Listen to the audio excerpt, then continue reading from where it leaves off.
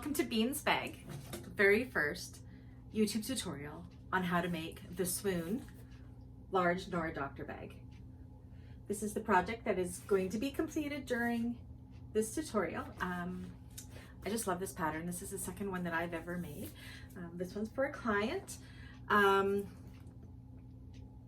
it's the large Swoon Nora Doctor bag. I will put a link to the pattern down in the comments below.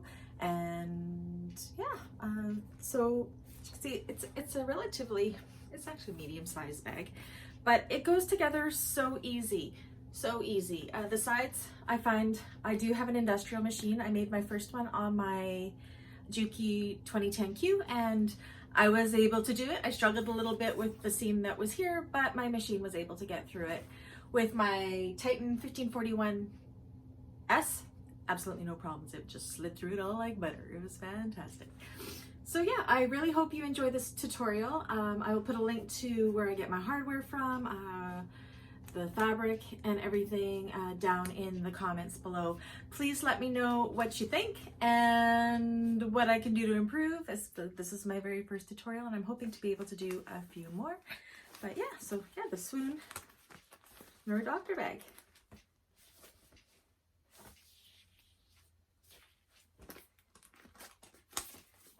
And there's the inside. Anyways, everybody, hope you enjoy the tutorial. Please do give me feedback. I can only make myself better with that, but please do enjoy. Bye-bye. Okay, so we're starting the side panel of the Nora Doctor bag. The very first thing it calls for is to put the boning in. I could not find boning that had the cloth cover over it, but I did find some 1/4 inch boning that you can sew through. I know my industrial will be able to do that. I haven't tried it on my domestic, so, but the people at the fabric store did say it is able to sew through, so it would probably work for you, but I couldn't find the stuff with the cover. So what I did was, it tells you to do it, if it has the cover on it, to do 1 inch down. And if you don't have a cover, you can also cut out 1 inch of fabric and wrap it around. So I guess it would be probably about 1/2 inch or so. But because I can sew through this one, I didn't worry about doing that. So I just measured 1 inch down, and then I went down another 3/8 of an inch, which is about halfway where the boning would have sat anyways. So I think, so yeah, so there it is there. And then I'm going to just sew that on.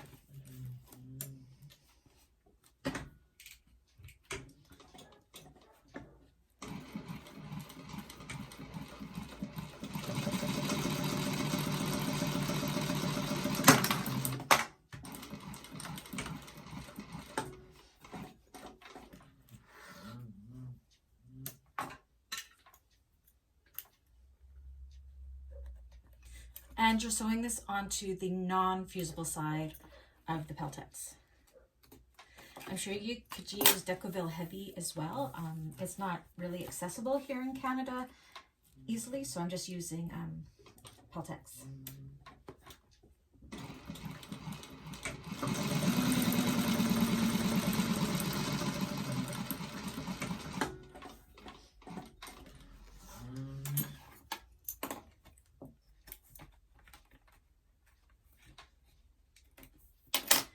And there it is, all sewed on there. So now I will fuse that to the opposite side of my vinyl side panel for this. Okay, so for the side panels, I've gone ahead and I have fused 1.5 inches from the bottom, the stabilizer on each of the side panels as per the pattern. And so there's the boning right there, and hopefully that'll work out good.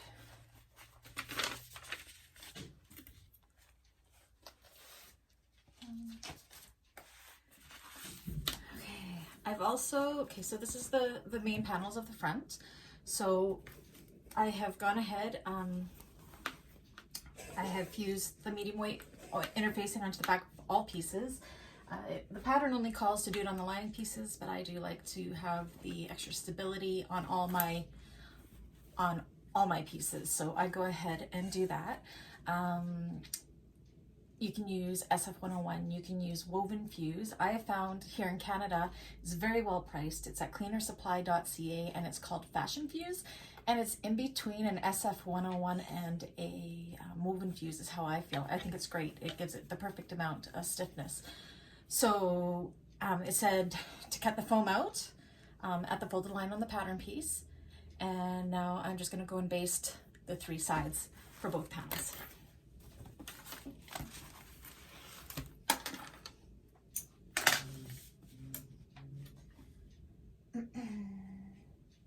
And it says to use a 1/4 inch seam allowance to baste. And I baste at a 5 stitch length.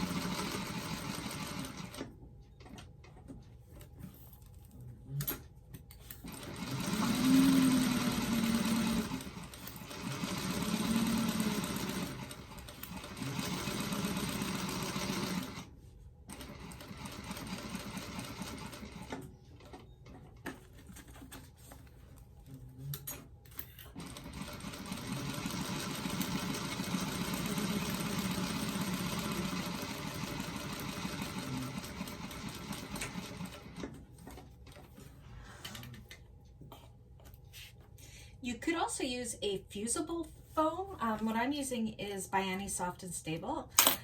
It's non-fusible, but I find that if you use the fusible foam, when you go to turn the bag, sometimes you get wrinkles if it didn't fuse properly. I do have a heat press which I use, but I just chosen to use the Biani Soft and Stable. I think it's the perfect thickness and it gives it, I just like it. So there's another panel. So for the bottom panel, I have fused Peltex onto the bottom as per the instructions. And now I'm going to baste it to another piece of foam.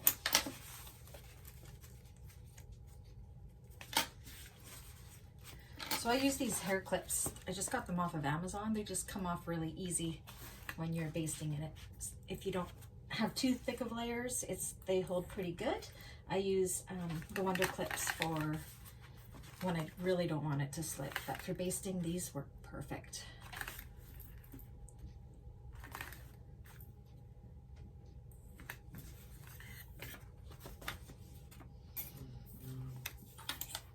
Ignore the squeakiness of my knee lift. I've got to get that oiled.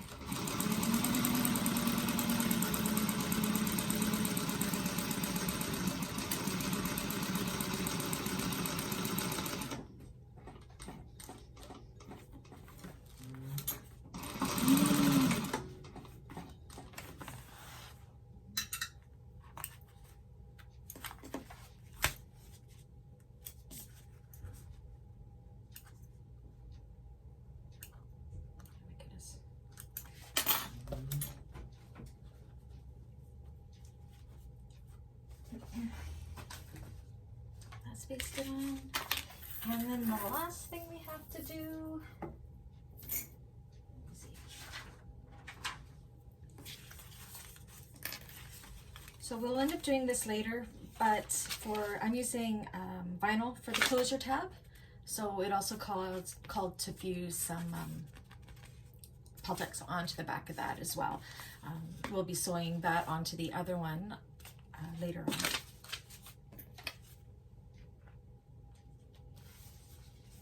Right, so that's everything for the basting and the interfacing. As I said, I use the Annie Soft and Stable. For the foam, I use Fashion Fuse from cleanersupply.ca, but you can use SF101 or Woven Fuse or Woven Fuse 2, of course. My fabrics are these ones were ordered from Spoonflower, and this is the Nora Doctor Bag by Swoon, which I'm sure I already shared in the introduction, but I thought I'd share again.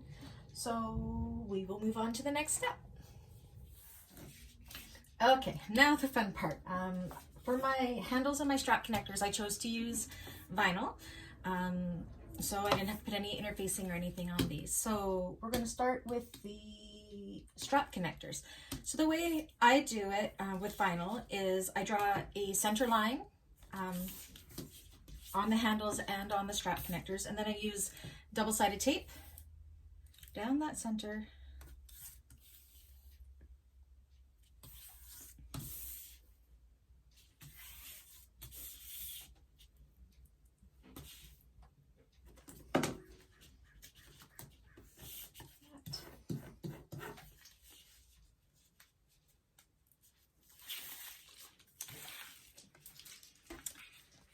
And then I'm going to fold each edge into that center line and secure it with the tape there. Oops.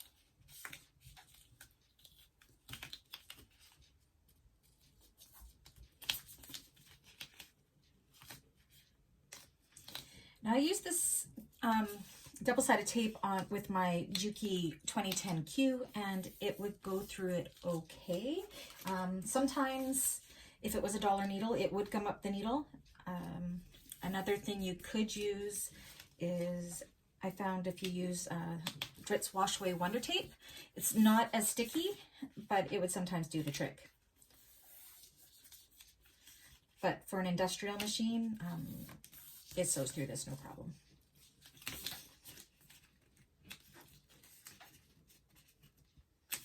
Or you could just clip it.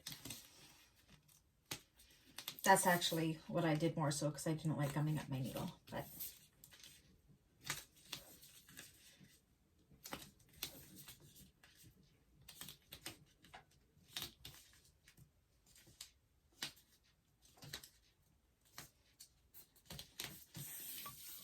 okay, turn it around and do the other side.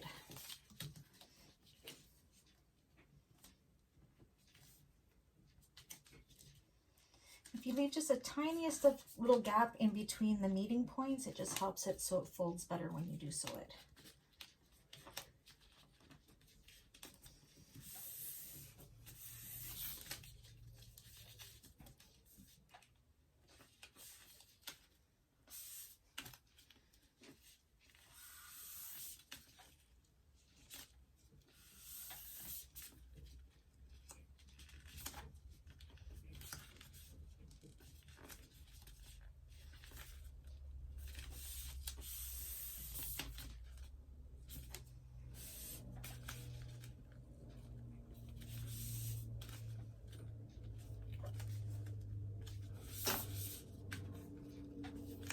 So this is a really, really long strap connector, but what we're going to do is cut it into 4 equal pieces when we're done sewing. All right, so that's what it looks like. It's all folded in on the one side, the sides this way. So now I'm going to top stitch 1/8 of an inch down this side and 1/8 of an inch down the other side. And I like to top stitch at about a 4 1/2 stitch length.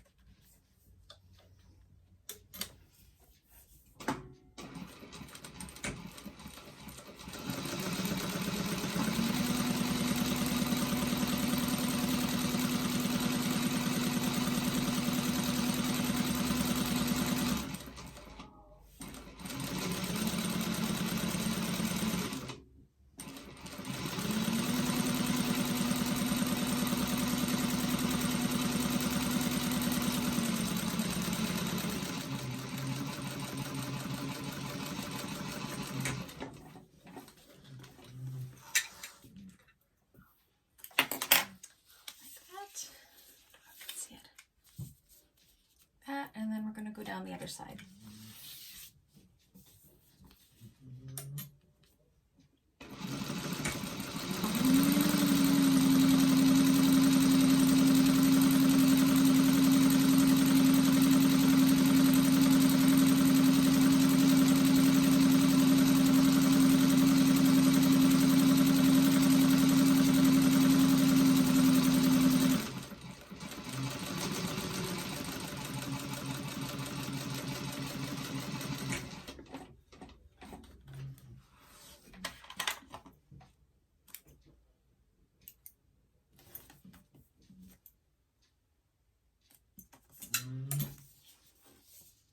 There we go. So what the next step is we're going to fold this in half lengthwise this way, like that. And then we're going to cut it in the middle. And then take those two pieces and do the same thing, and then we have our 4 strap connectors. I even have squeaky scissors.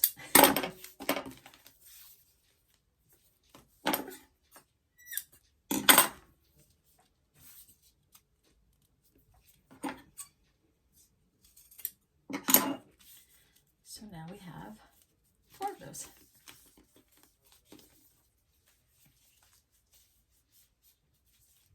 So the next step with that is we want to attach our hardware to them. Let me grab those.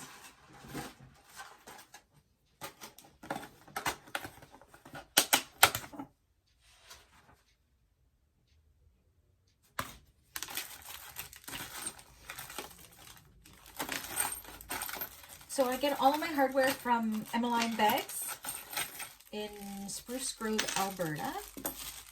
Janelle is amazing there when it comes to hardware. There's another one. Here it is.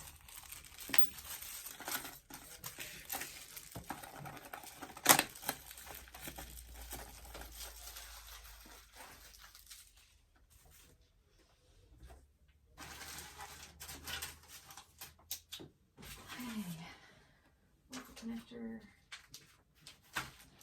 So you want to fold the connector an inch down. So what I like to do is just go through and mark my folding mark on every one.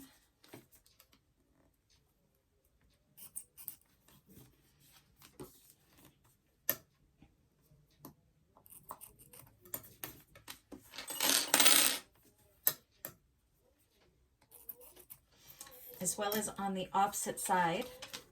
Just put a little bit of double-sided tape so it'll hold it together while you're sewing. 1, 2.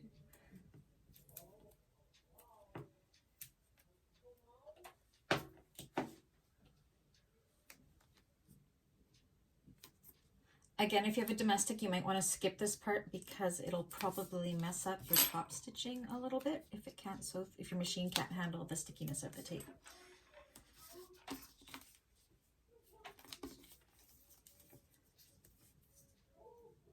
I don't know if you can hear it. My son upstairs is filming a Twitch video for his video game. So if you hear weird things, that's what that is. Okay, so that's our 1 inch mark. For the Emmaline, you can see, I don't know if you can see, there's like a little crevice there. Make sure that that is underneath so it won't be visible. So right at the line where I've marked it, that's where I put my fold. And then I just stick it and put, I've got to grab some clips. I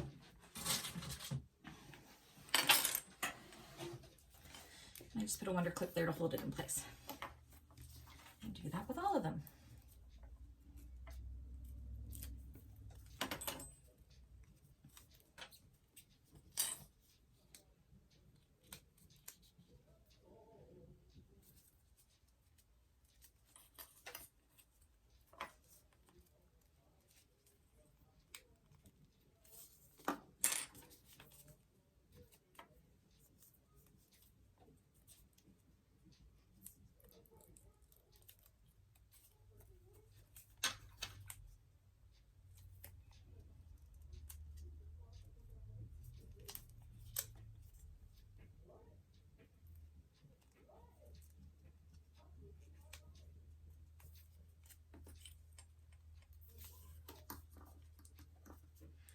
double check that they're all about the same height.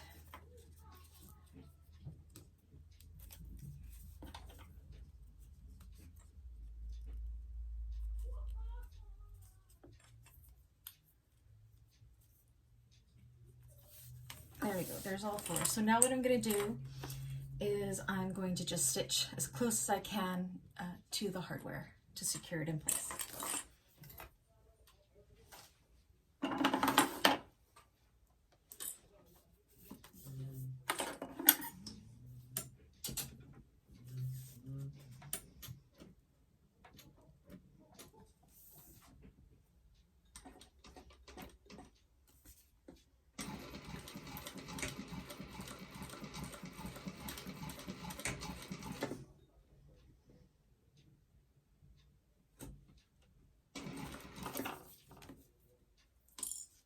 And I'm going to chain do it just so I don't have to keep cutting it.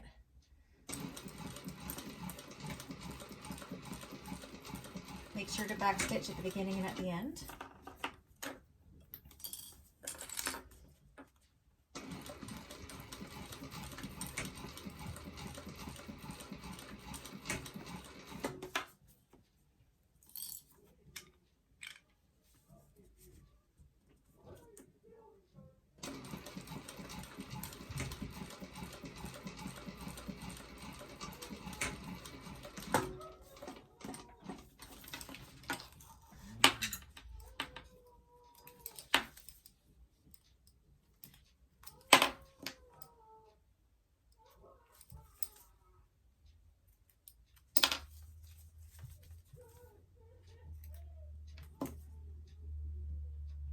Make sure the little ends are gone because they will show.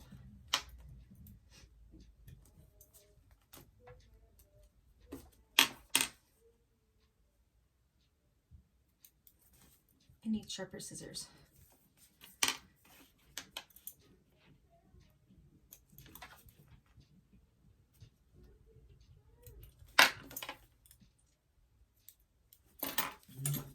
So there we go. We have all 4 connectors connected to their hardware. So now we're going to do a similar thing with the 2 straps. So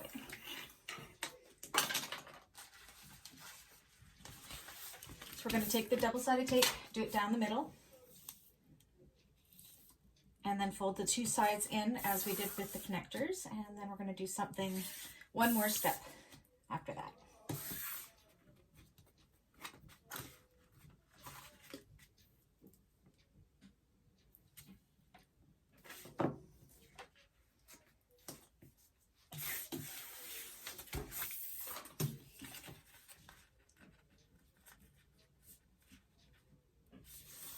Oops.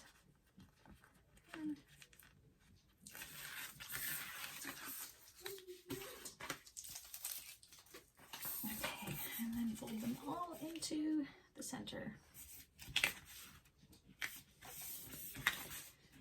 I'm hopeful to be able to go live on YouTube to do this soon, but I have to have 1,000 subscribers to do that. So I'm hoping that if I do a couple tutorials like this, non-live, I could get some subscribers. So please, if you haven't subscribed already, I am really new at this. Well, not at bag making, but at doing tutorial videos, but I think it'll be a lot of fun. So please make sure you subscribe.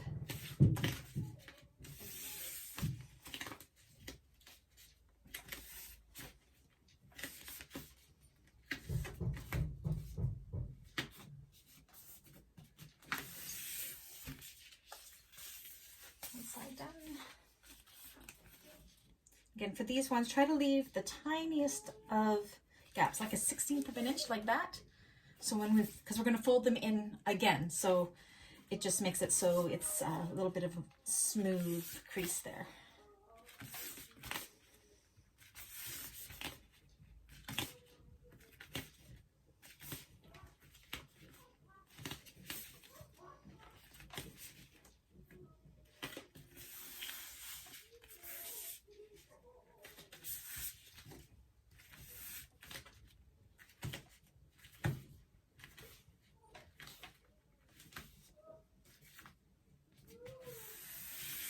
Some people are brave enough just to fold it in half again like this without clipping it and sewing from there, but I do like to put a couple clips in.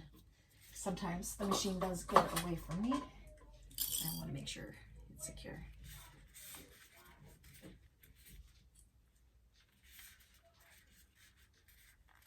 Just make sure my ends, my folded edges are all nice and even.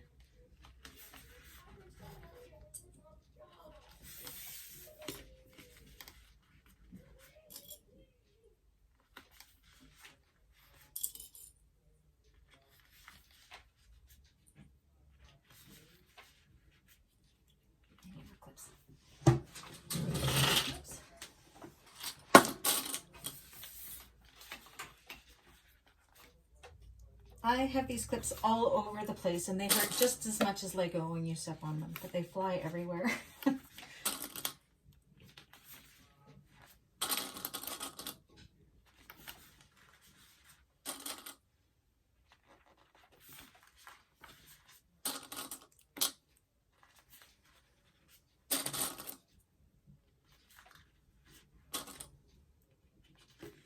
This is the first one. I'll go ahead and slow sew. Now that we have it all folded in, so we folded into the center and then we folded it in half again. So now we're going to do 1/8 of an inch top stitching on this side and then again on the other side.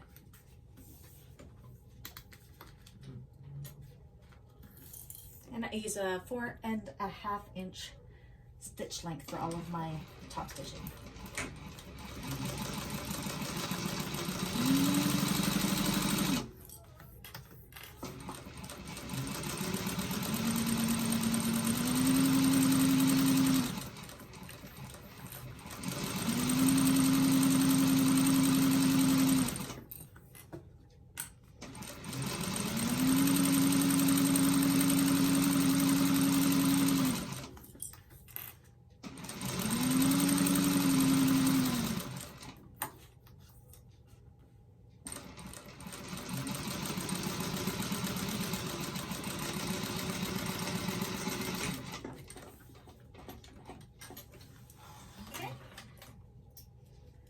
So that secured that clip side, and now we're going to go down the other side and do the same thing. And hope that I don't run out of bobbin because I didn't check it.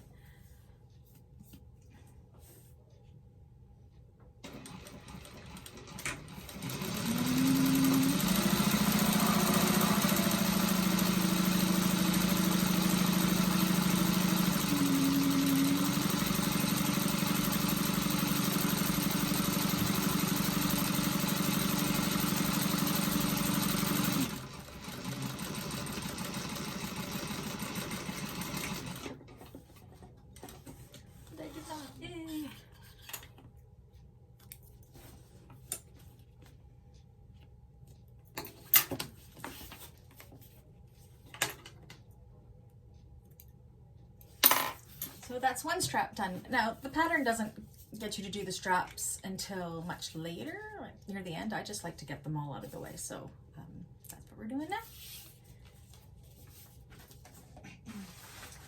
So then we repeat the same process with the second strap.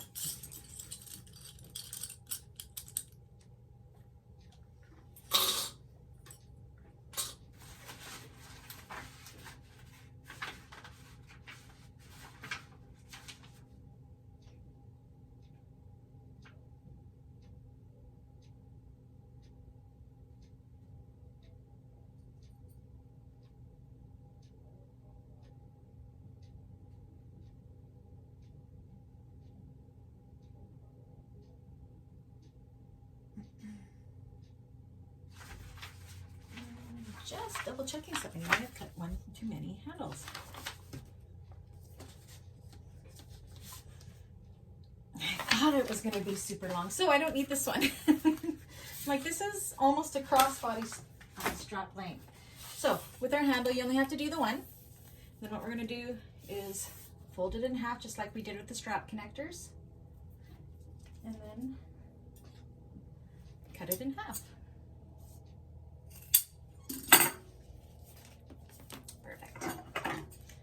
Make sure these ends are nice and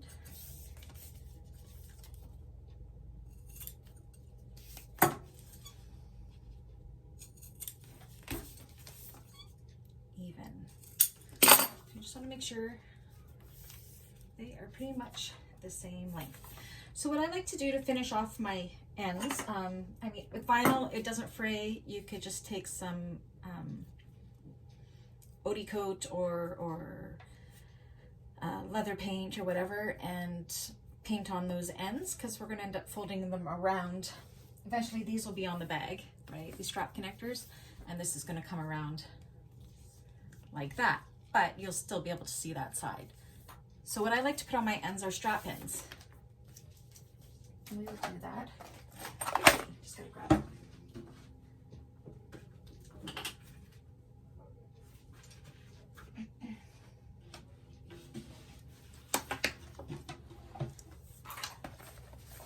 So I get these 1-inch strap pins from Emmaline bags.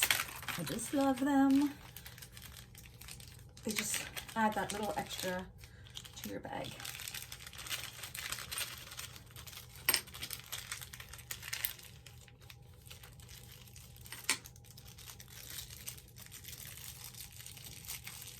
So you can get them, I believe she has them in 3/4 inch, 1 inch, you see it in the light, and 1.5 inch. These ones are the rainbow ones.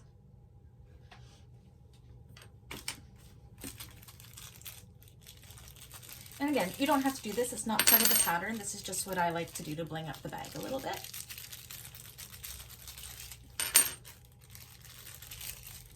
And I think it just adds a little bit of a, it's just pretty.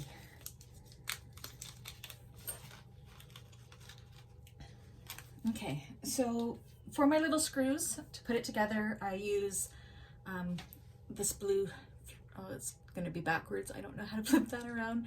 Thread blocker. This is by Permatex. I just bought this at Princess Auto. You can get it on Amazon. You can get it at Walmart, I believe. You can get it at Canadian Tire, Home Depot. I don't know any of the American places you could, but it's called Blue Thread Locker Medium Strength. And once this is on and dry, I tried to get it off. It was really hard. Couldn't do it. I ended up stripping them, so you know that they're going to stay on. So I just kind of let them soak on all the, on all of the little screws. And then I decide which side of my strap I like the best to be the right side. They both look pretty good. I want them to be pretty straight. This one seems off kilter a little bit. Oh, maybe not. And I just put them on each of the ends. So on this side, take one of my little screws.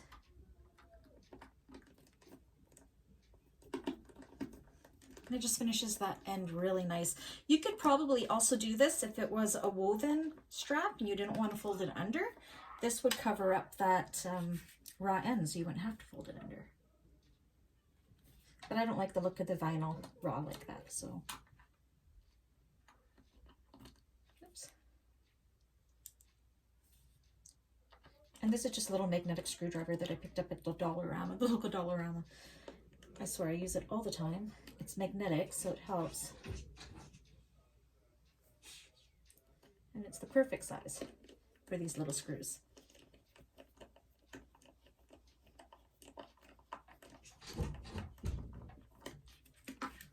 So, like that, whoops. You see that? Like that, and that's what it makes the finished end looks like. It just makes it pretty. And then do it again on the other side. Make sure you have the wrong side of the connector matching the other wrong side of the connector, so you don't have it on the wrong part of the strap.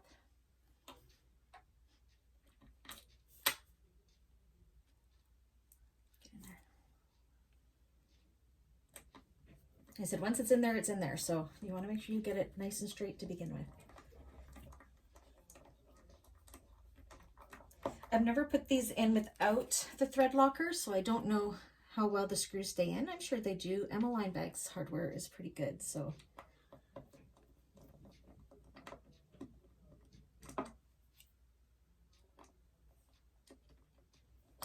Oops.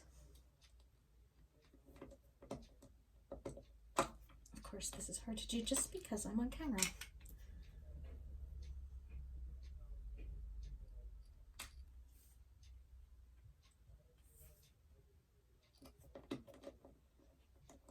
If you don't get it in nice and straight, the screw won't go all the way down, and it's kind of annoying when that happens.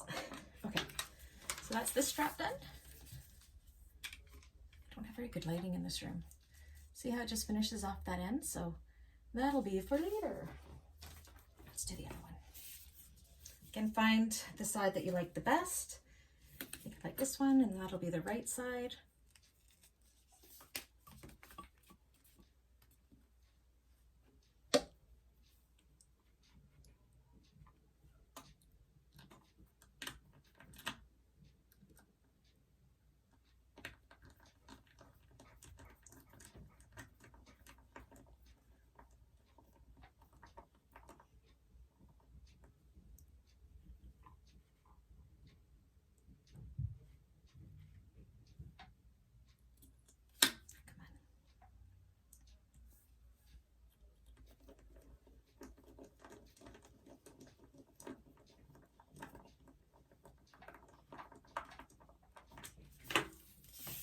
And it looks like it's the glue, looks like it's blue, the thread locker, but it does dry clear, so you won't see it later.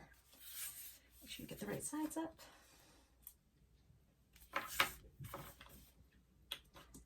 So I put these this bag doesn't have a crossbody strap, but I put these on the ends of the crossbody as well. Anytime there's a strap with the raw edge, I put these on the ends.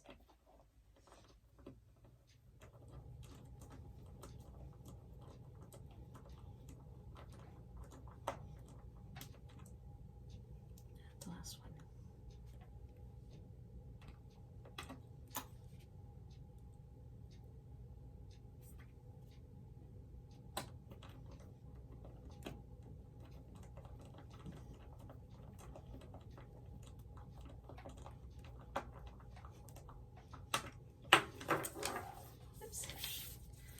And there we go.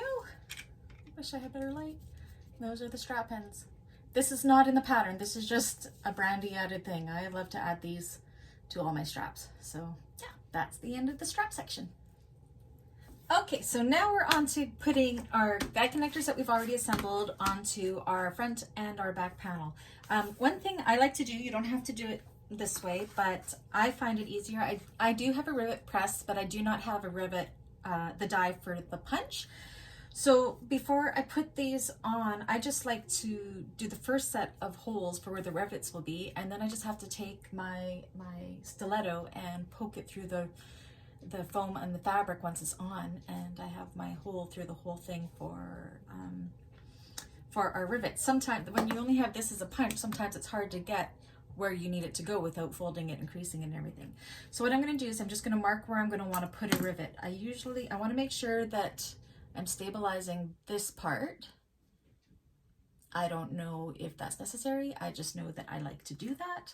So I'm going to go in the center and about approximately a 1/4 inch down from my top stitching there. Just punch a hole, and I need my stiletto. Where is it?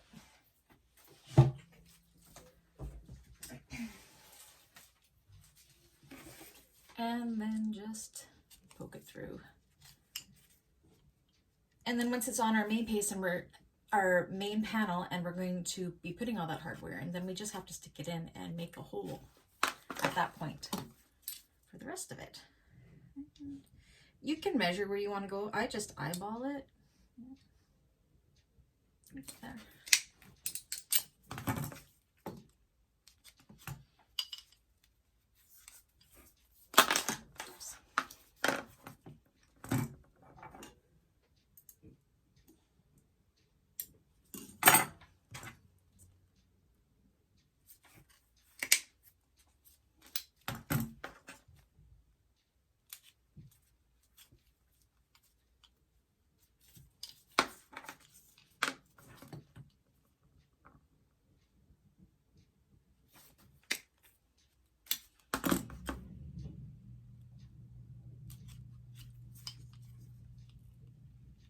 Okay, and the next thing you want to do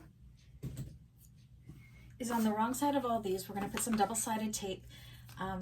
You can do this on a domestic machine too. Just make sure you're keeping the tape out of where you're going to be sewing, because we're going to be going back over the top stitching that we've already done. we're going to use that as a guideline as to where we're going to sew again. Grab my tape. If you're using woven or fabric strap connectors, you can definitely pin as well, but of course with the vinyl you don't want to put a pin in it because it'll leave a hole.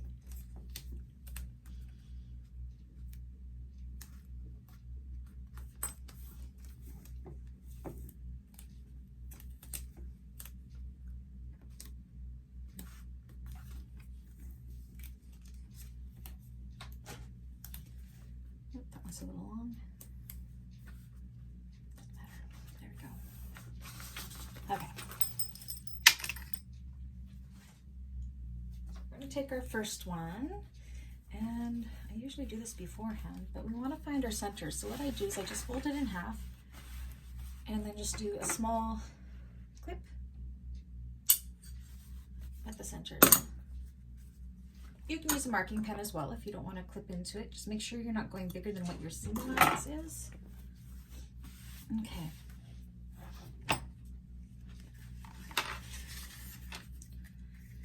So I'm just going to measure to make sure that it's 11. Oh, I guess it's going to be different no matter what. So what we want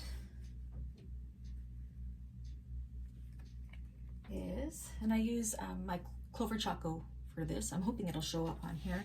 You could use a friction pen as well that goes away with heat, but I find sometimes when it gets cool again, it leaves a white line. So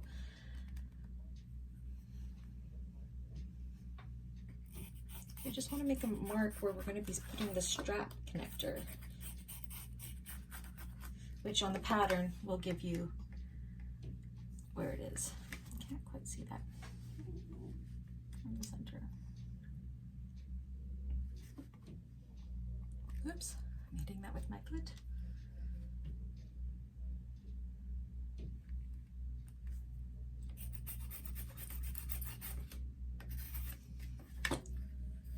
I don't think you can see that, but I can see it, so that's okay. And just make sure it's nice and straight. What I try to do is just make sure it's straight with the top and here so we don't have a crooked line. Okay. Make sure I'm centered. It's 4.5 and 4.5, so I'm good there. We want to make sure our strap connectors are the same length.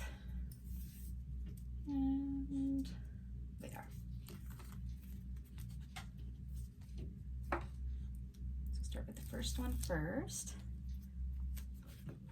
And to the left of that line we just drew is where we're going to line this up and stick it down with the tape. If you have any threads from your top stitching, just stick it under there so they get hidden when you go to top stitch. Again.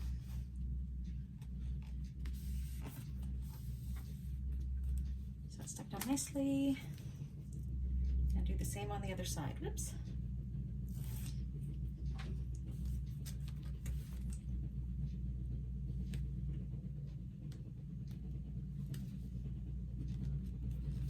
Make sure, yeah, they look pretty even to me. So now what I'm going to do is I'm going to go back over my old top stitching that I did, back stitch, go all the way up, go across, and come all the way down the other side to put these straps in place. Clear some of this away.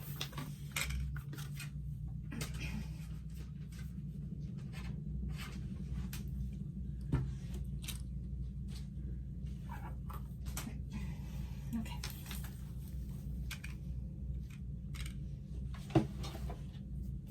Hopefully you'll be able to see it. See if I can zoom in at all. Can I cannot. Okay.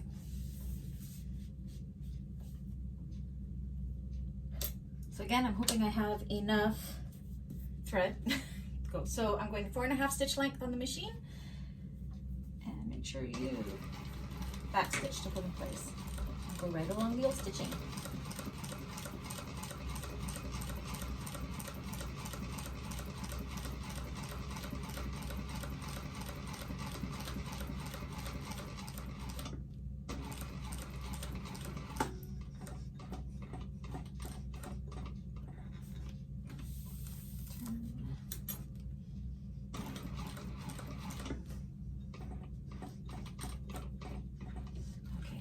then for this, I've just put a piece of scrap vinyl behind the walking foot here just because it tends to eat up my hardware and my vinyl, so this will protect it.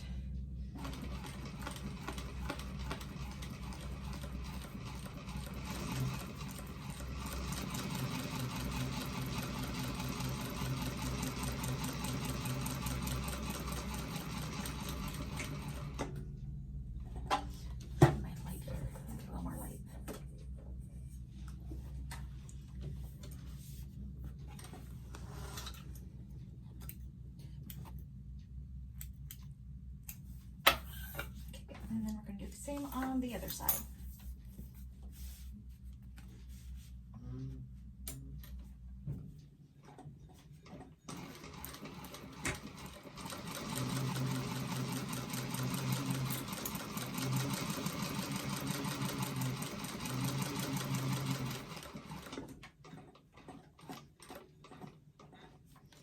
You want to stay as close to that original stitching as you can. If you're not very good at that, you can always do, oops, I went too far.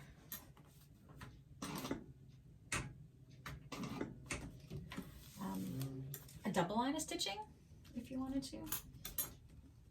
I'm pretty good at eyeballing it though. Again, if you're using a walking foot, make sure you protect that hardware and that vinyl before you go down this other side.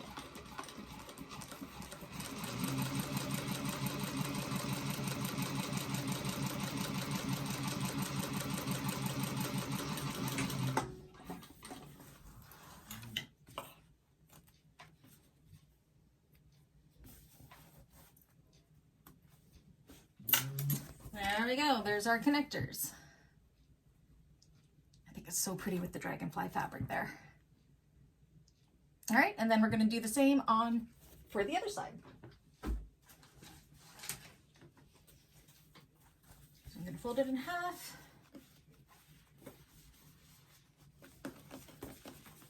Oops, fold it in half this way to find my centers.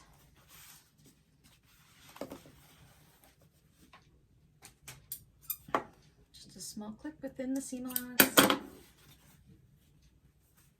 Oops, and another small clip. Just to find my centers. I said you could draw a line down if you wanted to. I just don't like to mark up the fabric. And then, where'd my ruler go? It said it's 2.5 in the center. I'm just using my 2.5 inch ruler here. So,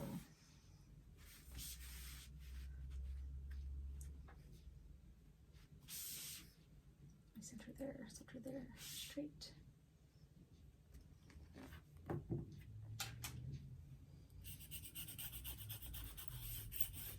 And I like the chalk coat because it just brushes away. It doesn't leave any residue. It doesn't leave any marks on, I don't know if you can see that. You see the line there that does? There it is. See? And you just brush it off after. For the friction pens, I tend to use them on the wrong side of the fabric. Or if I'm doing like a turn lock or something, that something's going to go in that place, you're not going to see it. But it does disappear with heat. But sometimes it just leaves, depending on the fabric, that white residual line if it gets cold. So, okay, and then I'm just going to double check. What I do is I double check to make sure they're same distance from the line I did to the end on both sides, and I know it's centered. So 4.5 and 4.5. We're good to go.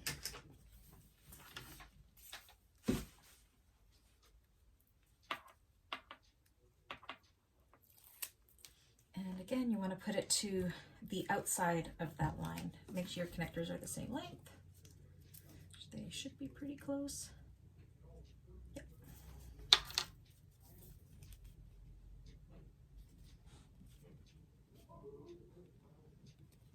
Oops.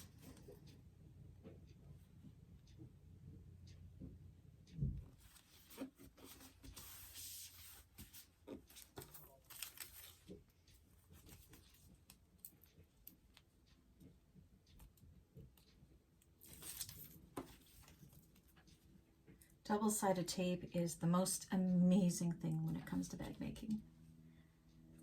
It's probably my number one tool that I just could not live without. Okay, get those on really nice and straight. And then again, we're going to go up one side, across, and down. Where'd my little piece of leather go?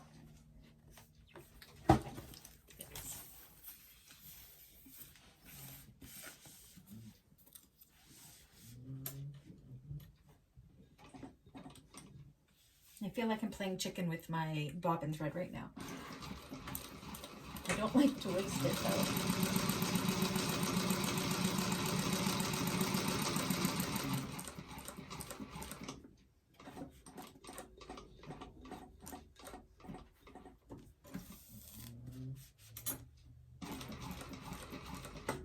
And I really gotta get my knee lift oiled. Okay, and again, to protect your walking foot, your leather from your walking foot.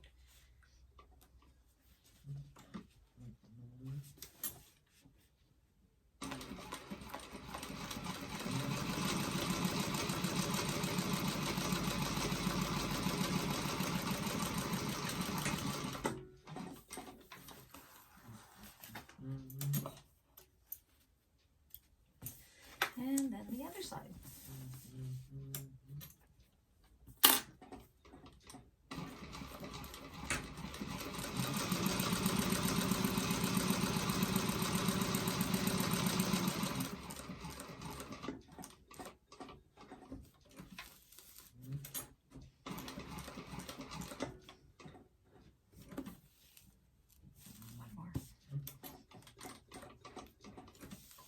One more. Goodness.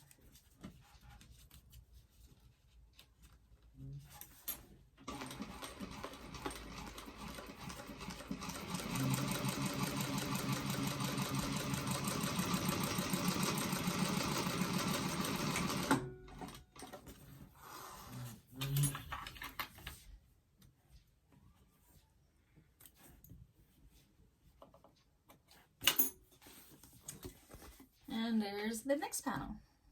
It's gonna be so pretty. So now I have to decide, because I want to put my nameplate on the front. So because the Nora Doctor bag has a thing that comes down to about here, I'm gonna want to put it on the bottom in the center. Probably, where's my little ruler?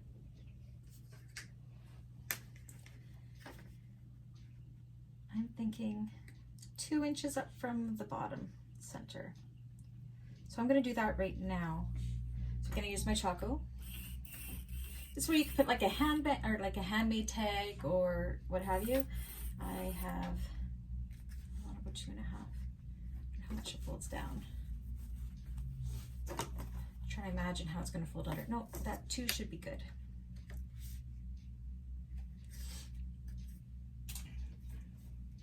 And I want it to be centered in between these, so that should be 5 and 2.5. 2.5, 2.5. Perfect.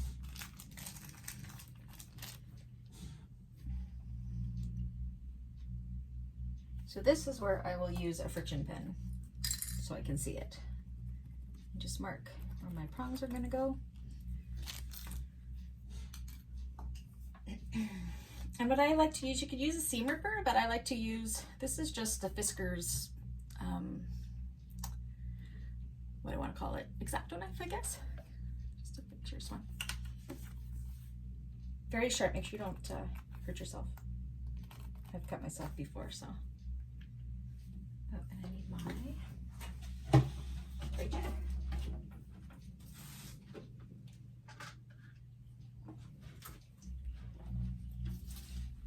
Because this is cotton fabric I'm using here, I like to put a little bit of fray check over top of my cuts there, just in case.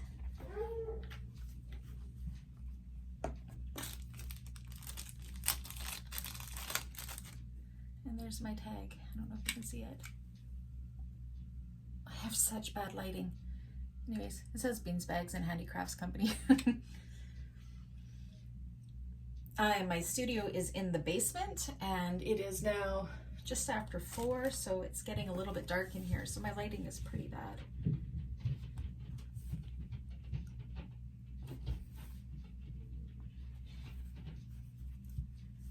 Okay. And I also like to stabilize that with a piece of Peltex on the back side. So I just use, that's what I use all my scraps for.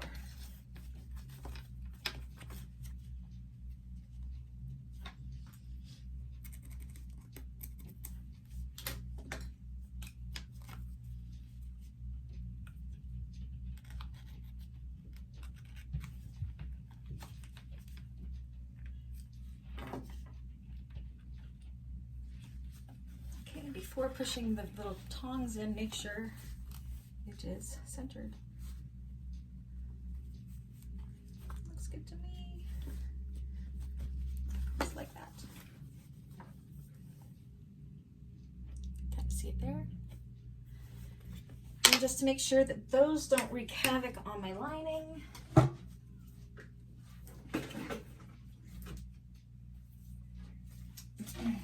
I have white Gorilla Tape or duct tape.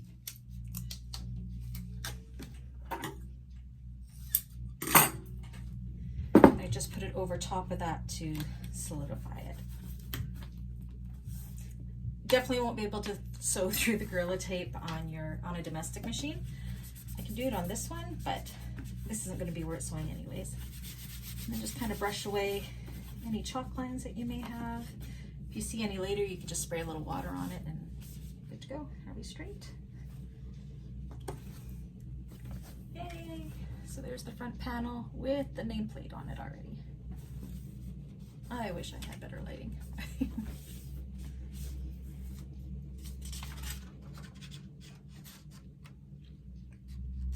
Okay, so that's it for assembling the front and the back straps onto the front and back panel.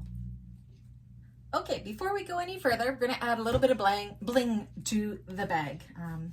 Do that right now, such as my rainbow rivets, my purse feet that we're going to put on the bottom, and then we're going to work into the closure with the turn lock that will be at the top of the bag. So this is what I was saying before. Remember we punched the holes already just through the vinyl for the connectors? Because it's hard to sometimes, well, this one wouldn't have been too bad, but with my hand punch, it's sometimes hard to get in there if it's too far and you end up having to squinch your fabric. So I punch the hole and then I just take my stiletto and I just make my own hole, pushing it through like this. Sometimes it takes a couple times, but you have your guide mark of where you had it. So I'm going to do that for all 4 spots that I put my marks for my rivets. I would love to have a rivet die. My rivet presses are from Gold Star and they came down from California. The shipping to Canada is horrendous, but the punch die wasn't on my priority list to get. I'll show you why, because I have something really cool that my dad actually took the press plates, the Gold Star press plates, and shaved them down so it's easier for me to do punches for turn locks and that kind of thing. So I'll show you how cool that is. Okay, so I've got those 4 holes. What I'm going to do is, so I'm using, these are from Emmaline bags, iridescent rainbow medium rivets, 9mm by 8mm.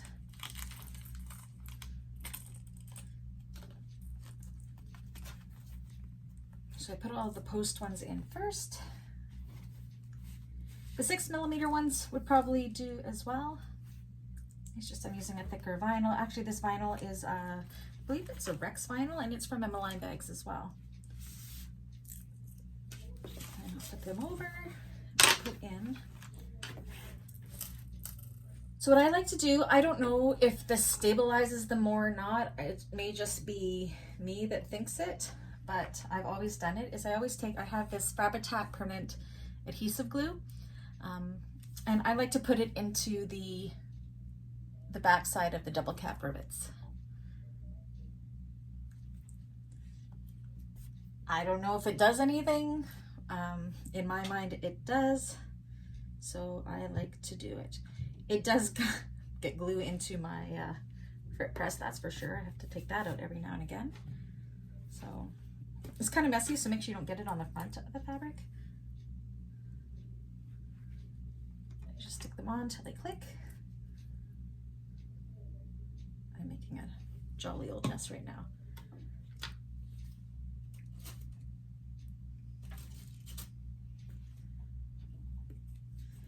And I keep it upside down because the glue is so thick that sometimes it takes forever to come out. So then I take my press. Make sure you get it in there nice and straight, otherwise it puts a dent in it, and that's never good. Until you hear it click. It's in.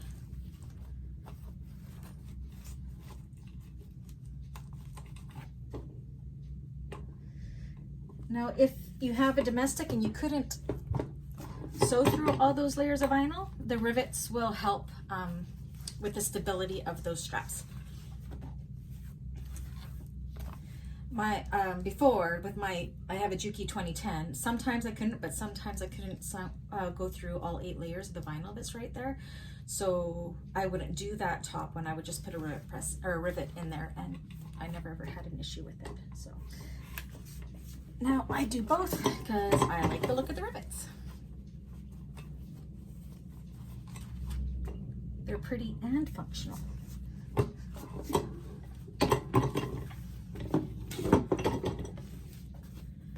There we go. Isn't the rainbow so pretty? So those are all riveted. Now let's do bottom. Get these out of the way.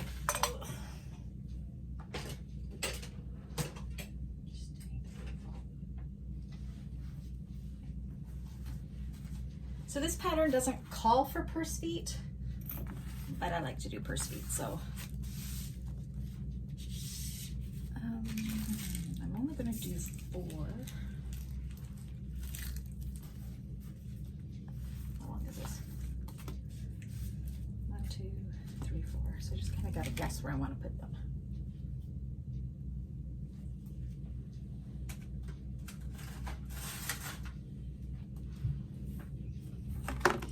Missing my favorite ruler. I don't know what I did with it. So I'm going to go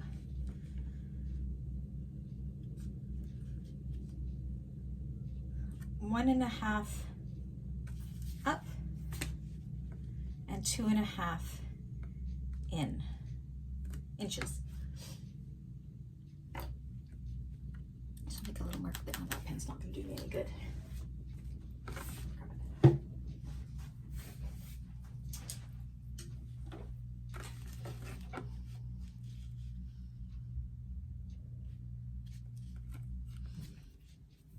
And just make a dot. Same on the other side. 1.5 up, 2.5 in. Can't see that. There we go.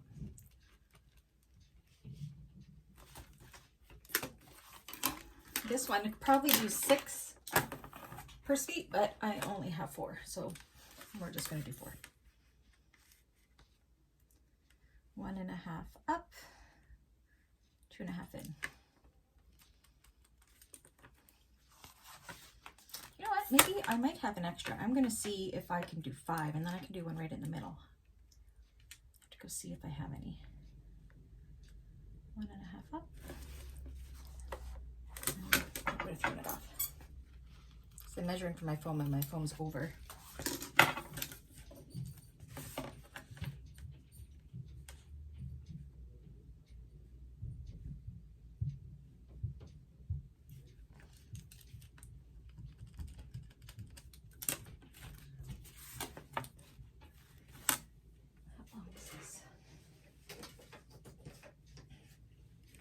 I think I might have a stray rainbow one, so I might do it. So this is 15-ish. So it's going to be right about there is the center.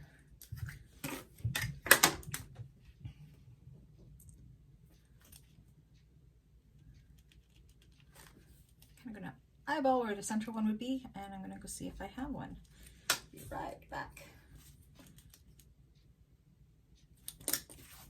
So yeah, there's my marks where I'm gonna put my ribbons, or not, my purse feet. I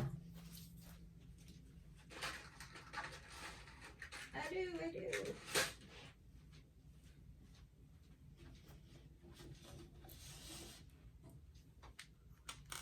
Okay. So I've made those little dots. I'm going to take my X-Acto knife and just do a slit in all those spots.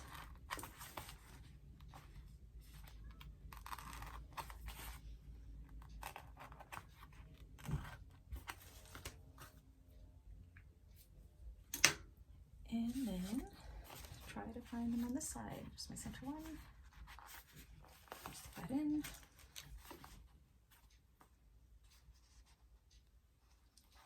I really like to bling up my bags. I think it just adds a certain pizzazz to them. I like it. Where are you? There it is. This vinyl has a texture to it. I sometimes can't see where my little slits are. So again, all this hardware is from Emmaline Bags. She's amazing. Janelle and Mike, and I think that's all that's there. I do business with them on a weekly basis, and their shipping is so fast. I'm a province over, and I usually have my stuff within 2 to 3 days of when I order it, so they do pretty good for me. Okay, so we got them all there. And then they have these awkward little washers. So what I like to do is turn these. Again, I don't know if it does anything, but it turns them against the little slit, and I think it just makes them a little more stable.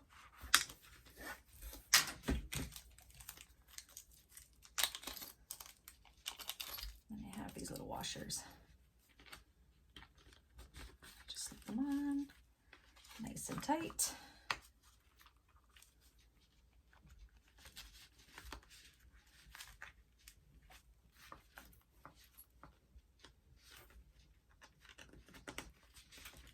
And I definitely like to do this before we start assembling the bag.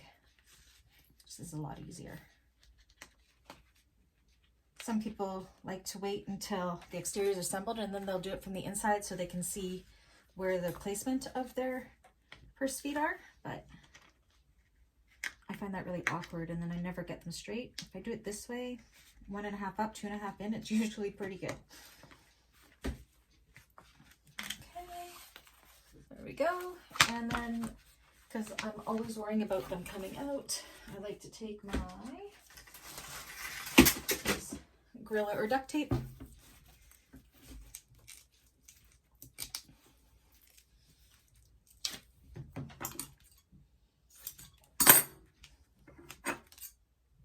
I shouldn't be using my fabric scissors on this tape. Bad. I feel it just gives it a little more stability and they stay in place better. I've never had the purse feet come out ever, but maybe that's because of the Gorilla tape. In my mind, this helps.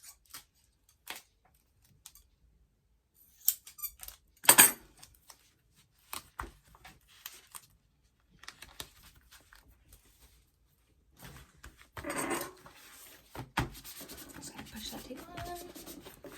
And there we go, that's the bottom of our bag. I think 5 works fine.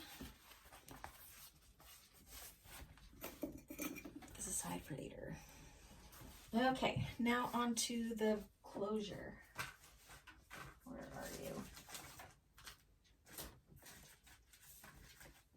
There we go. So the pattern calls for cutting out 2 shapes that are like this. What I like to do is just cut out one and then an oversized one, and then after I'm done sewing them together, I can just cut it evenly so they match perfect. So this is what I like to do. I'm just gonna see, glue based, 2 vinyl closure tabs, wrong size together, top stitch along all sides about 1/4 inch. And I do about 1/8 inch because I don't like it when it starts flipping up here. And I am also,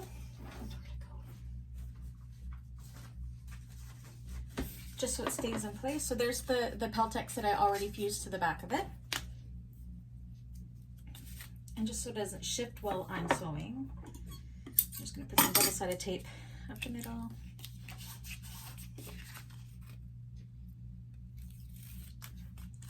And then just place it on my scrap piece of vinyl here. You can also use glue. Actually, the Fabri-Tac would work really good to do this too. It dries pretty fast.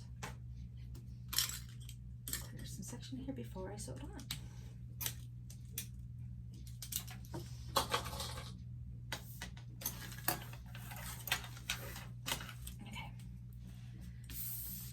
So I'm going to sew around all edges of this with, it calls for 1/4 inch seam allowance, but I'm going to do 1/8 of an inch just because I don't like it when my vinyl lifts up. Because this one is going to have raw edges. And let's hope, I'm still playing chicken with my bobbin, so let's hope I don't run out. So 4.5 inch stitch length on an industrial. If I was on my Juki, my domestic, I would be doing about a 3.5. Make sure you back stitch.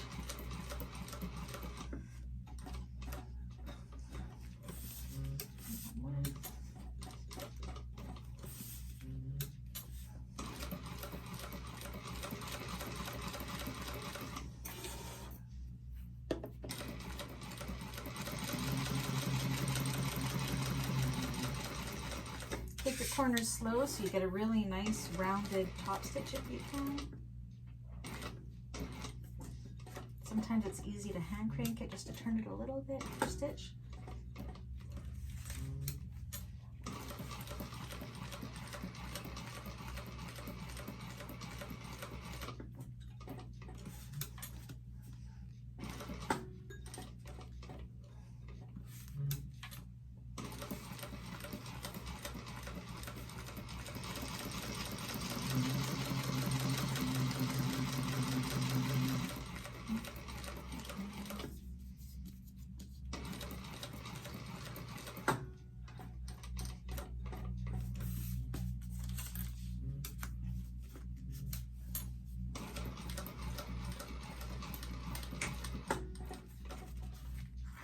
And because it's top stitched here and I'm using 3-ply bonded, nylon bonded thread, I don't want it to unravel. So I do have this thread zapper, which just makes it, it kind of melts it so it won't fray at all, because this will be visible on the outside of the bag.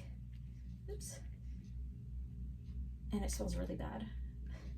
Where's the thread? Let's see if it's on this side here.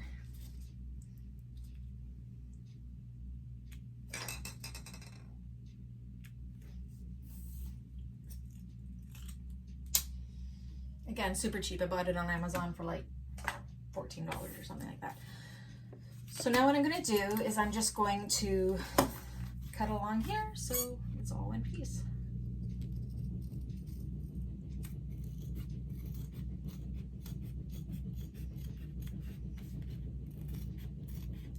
And there are instructions if you're using woven. Of course, you would put them right sides together, sew them, and then turn them out. But I like the look of a vinyl flap, so.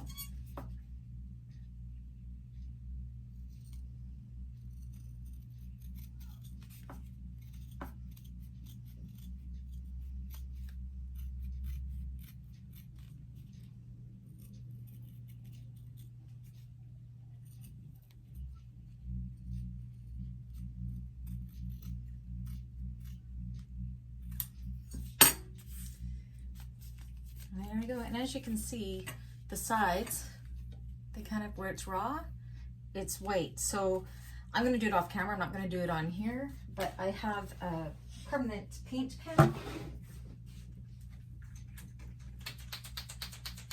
I just picked these up at Michael's. It's a, oops, I got tape on it.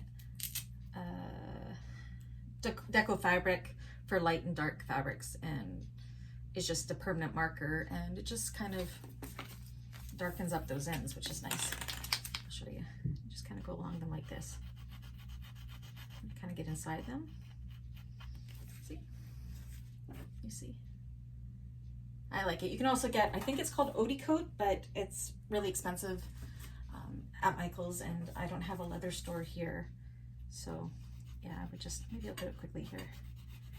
Just go around, and this works really good. I just have it, you can get it in all colors. I just have it in brown and black because those are the colors I use the most.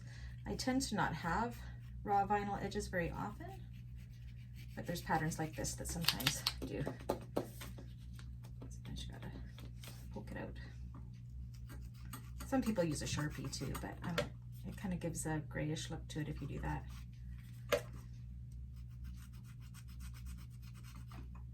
Anyways, I'll finish that part up off camera because that's pretty boring to watch. The next step is we are going to, which is my right side? This is my right side. We're going to do our turn lock for the top of the bag. So I have my pattern piece here, and what I'm going to do is, if I can find a pen,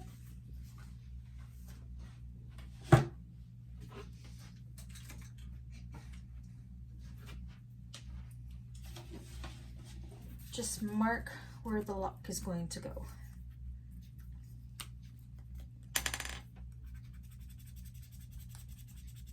And this is a friction felt pen. It just wipes off of the vinyl. It doesn't stay on it. It erases with heat, but it just gives me an idea where, you see that lock's gonna go. And then what I do is we are doing the female part of the turn lock here, which is this part. I'm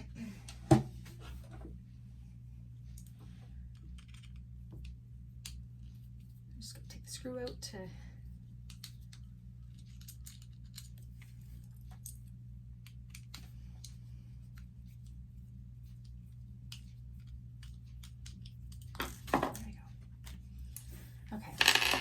So what I'm going to do is I'm just going to take the flattest one and I'm going to put it kind of where that mark is, like this. You want it to be fairly centered. And then you're going to mark it again what the hole is for this.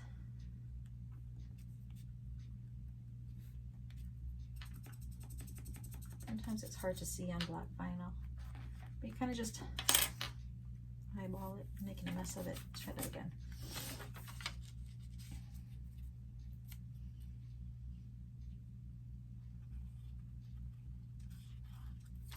Okay.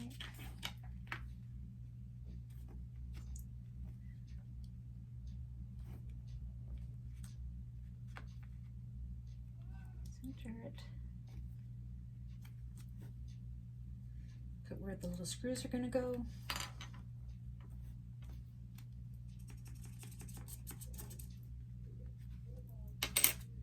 Kind of get a shape there. Now you could cut this with scissors, but I'm not going to. It looks really messy, but it gives me an idea where I'm going to be putting my lock. So I got this leather punch set off of Amazon. It's amazing. It has all the shapes. I'm gonna look for the one that's just perfect. You can tell which one I use because I always got chunks in it. And that's what I'm going to be using to do my mark here. So you could take like a wood block and a mallet and you hammer it and it would do it. Or if you had a dad like mine, who is amazing, I ordered the pressing plates. They're quite a bit thicker. They're for pressing seams, I believe. But of course it was too thick. So my dad took his metal lathe and he lathed these down so I can fit one of these underneath it. So usually I have a little mat to put on it, but I don't know where it is, so we're gonna go without it today. So the only thing is you can't really, the lighting is really bad, so put this under and I put where it's gonna go on that mark. I know you're not going to be able to see what I'm doing too well. You want it to be as straight and as center as it possibly can there. I think that's good. And then I push down on this and then I give it a good push through. I actually think I'm going to have to find my little mat.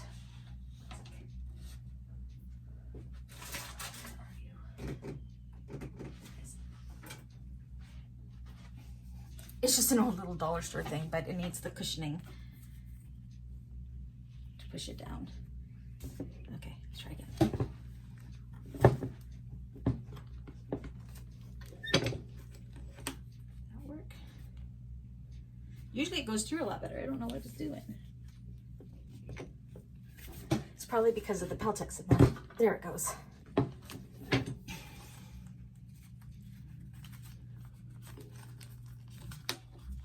You see? It's made my perfect hole. It was the best Christmas present ever. He did that on Christmas Eve for me. I was so happy. So happy.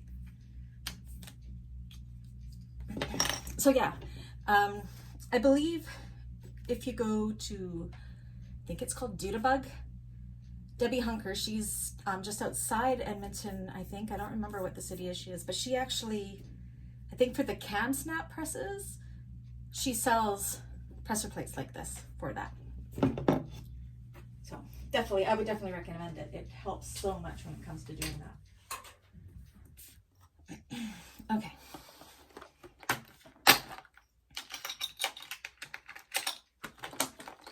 I made my hole.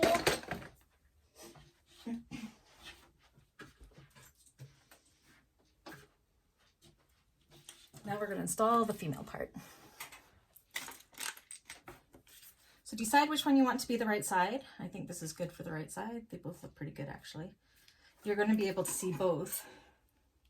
One will just be the underside of the flap. And I said I'll finish painting it black all the way around.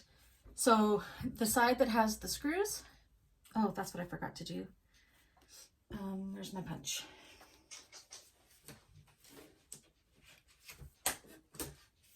So center there, you want to make sure, I always choose the biggest punch because you need room for the screws to go in too. So that's usually centered to this, right there. Again, you can just cut this and right here. And if you're doing this with woven, make sure you take your fray check and put it all along the opening as well.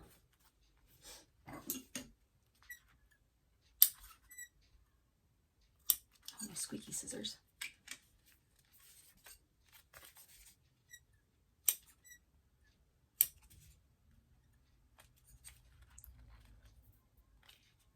Okay, so get something that looks like that. So we're going to take this, you can see it has the hole and the 2 screws. So we're going to put that in there like that, make sure it's kind of nice and straight. And then on this side, you can see it's where we can put our other plate there.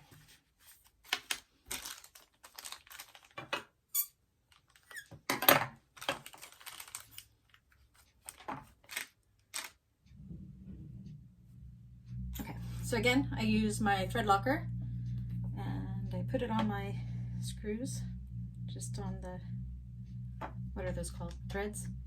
Teeth? I don't know. And then you take the other piece, which is just a flat piece like this. I'm going to put it over top. Again, make sure, whoops, you want to make sure it's nice and straight in here. Nice and straight. Put this over. Get your first screw and put it in the hole.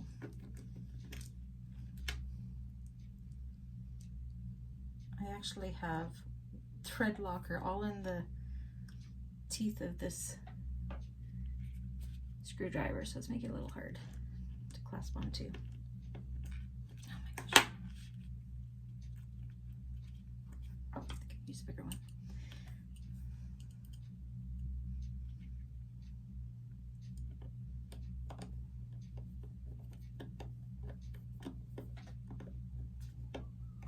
There it goes.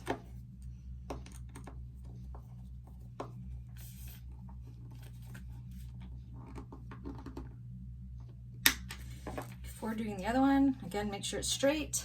You want it to be nice and straight. Line up the holes and do the next one.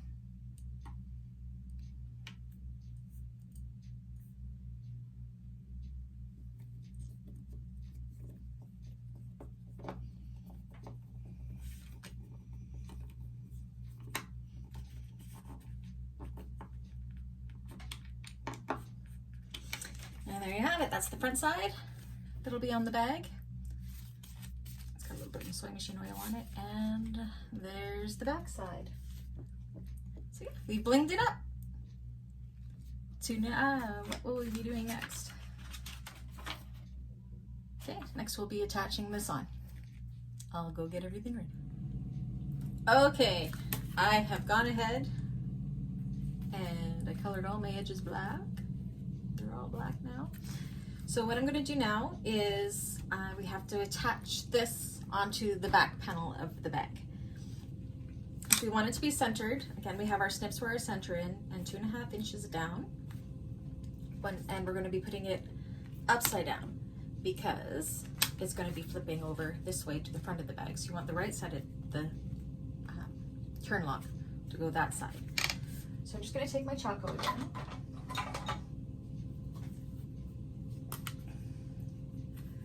Find my center. 2.5 inches down from there.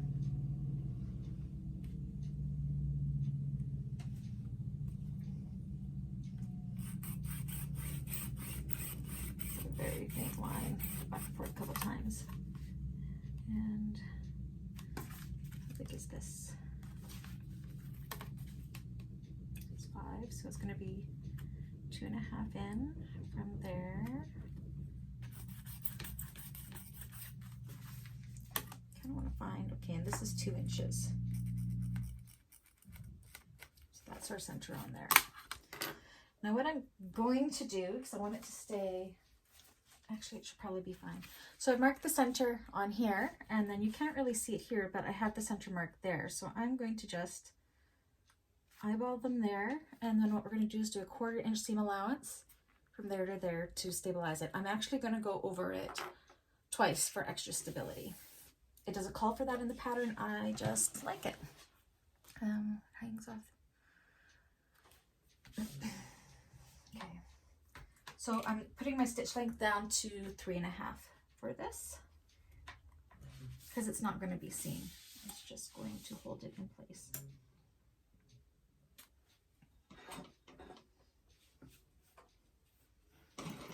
And remember to back stitch.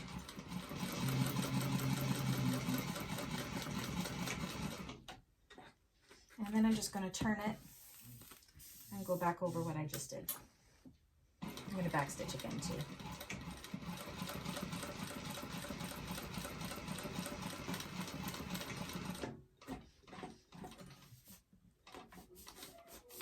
Come off.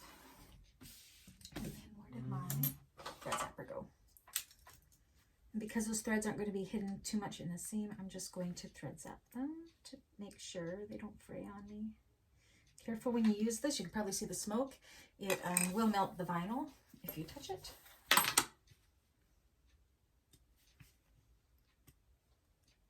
Oops. So smelly. Okay.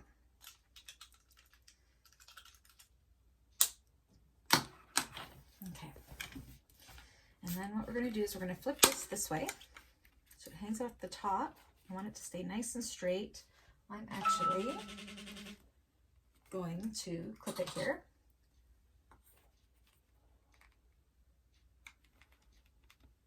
And then we're going to do a 1/2 inch right here to hide that other seam. And I am going to put my stitch length up to 4.5 for that, because it is like a top stitch. So, and I'm going to guess what a 1/2 inch is. Sure. That's about right.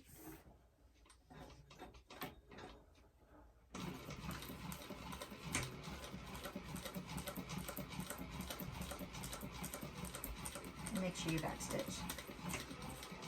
And again, I am going to go over that again just for extra stability. And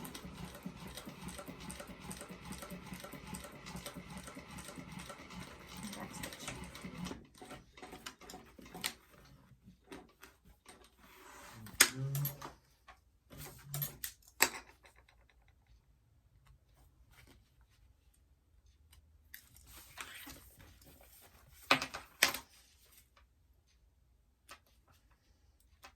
And while I have this here, I like to put 3 rivets on here for decoration, and again it just gives that little bit extra stability because that is the clasp. So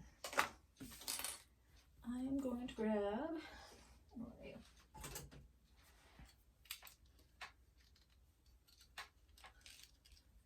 Don't want the big hole that I just used, I want the smaller one. This one I was talking about where it gets awkward. I probably should have, that would have been hard to do it. Because I gotta get this in there. So I'm gonna do one there.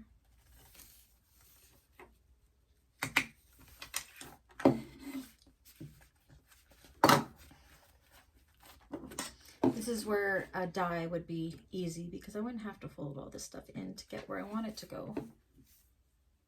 Where I want it. Sure, right there. And I want one in the middle too.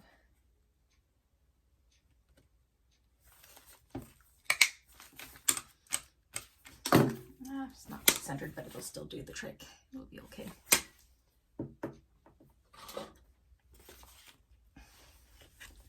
Yeah, it's a little off kilter, but it'll still look good. Okay, I'm just gonna go grab more rivets.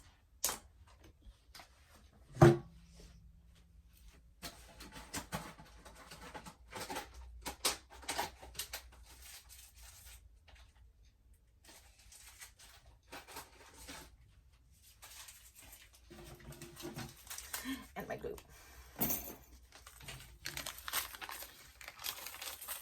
So I really like to bling my bags, so one there,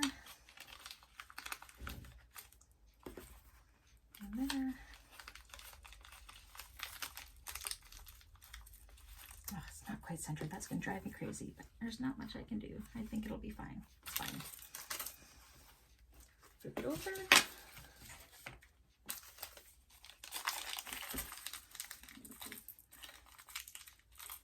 2, 3.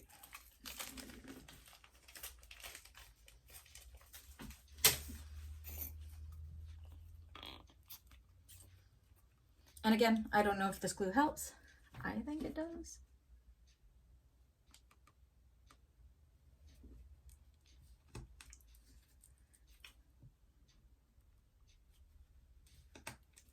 Just always make sure that the back of the rivet clicks, because if it slips, it could put a dent in the rivet on the front, and that really sucks. Okay.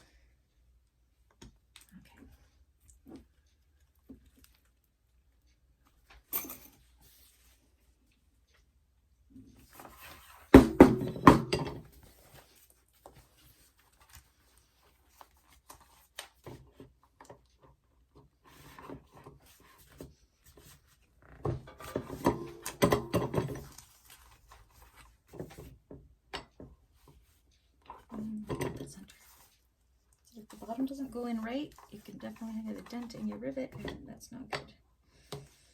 It'll still work, it just doesn't look as pretty.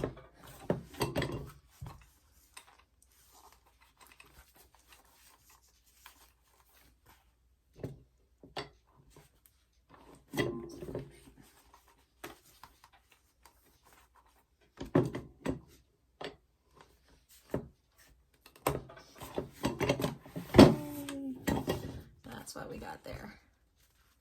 So this part here will flop over to the front of the bag, and then that is the back of the bag. So pretty. So, so pretty.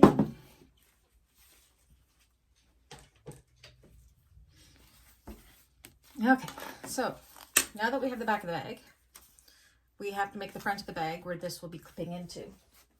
Which is this. I'm gonna need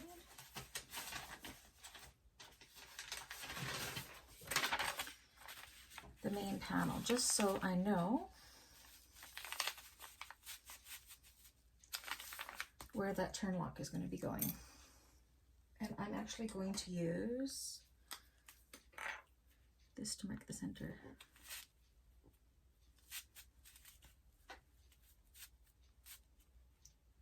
Right there. Okay.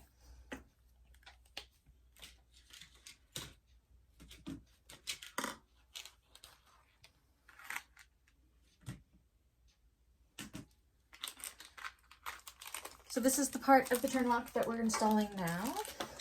Oops, and I dropped it. Where'd you go?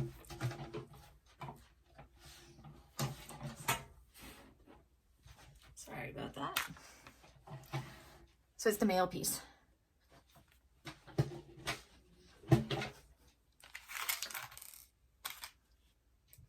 So it's very important that that is completely centered, otherwise it won't close properly. So, and it is. Okay. So on this piece, you can see there's a little hole in it. So you're going to line that hole up with the little dot that we just made. You want to try to get it as straight as you can. And then, actually see, I believe it goes in. I'm trying to see which ones I'm going to draw out here.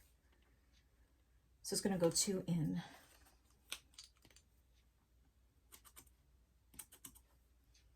Like that.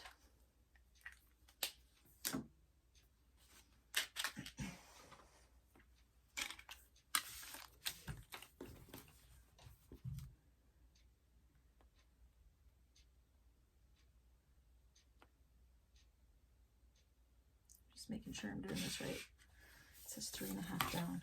Make sure.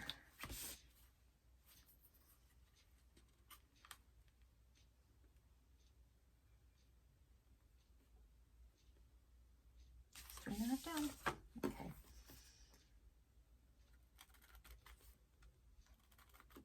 Again, because I'm cutting into fabric, I do want to put my fray check on there, just in case.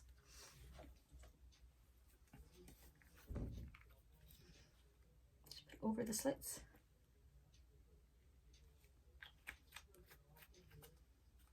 And then this is going to go straight on through like that. So I also need, again, because this part is the part that we'll be pulling, I like to put a scrap piece of Peltex on there as well on the back side. And then, of course, my Gorilla Tape again.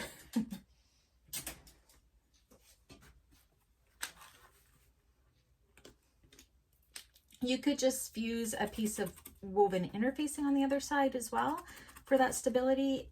The reason I do it is so if the lining fabric, once it's all put together, is rubbing up against those prongs, I would hate for it to rub a hole into the lining after use. So putting the Gorilla Tape on stabilizes the prongs as well as protects the lining from any rubbing that may happen with use of the bag.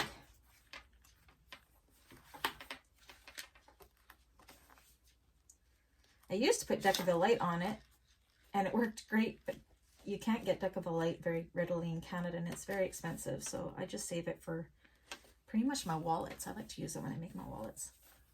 Okay, so you just want to make sure, eyeball it and make sure it's pretty straight.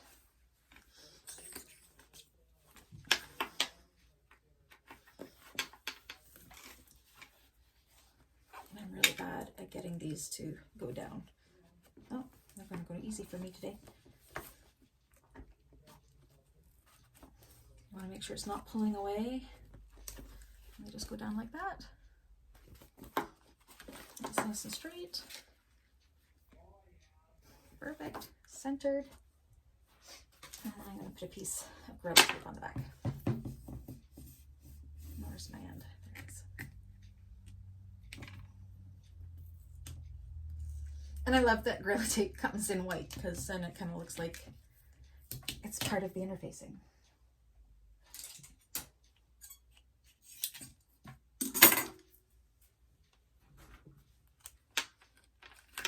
Just put it over to protect it. Push it. So I can still see some of my chalk there. I'll have to take a damp cloth and wipe it off. And there's the front of the bag. So as you can see, when this is together, it's the front and the back. This will pop over and slip in like that. which unfortunately it's kind of covering up part of the dragonfly, but it is what it is. It's not on the back. Yeah. Actually, it might not cover up the dragonfly. Oh, no, it will. Not much I could do there.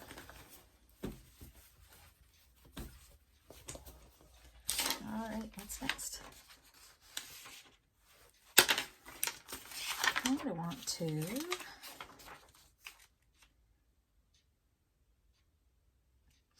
Okay, so now what we're going to do is we're going to attach the bottom panel. We're going to start making the exterior.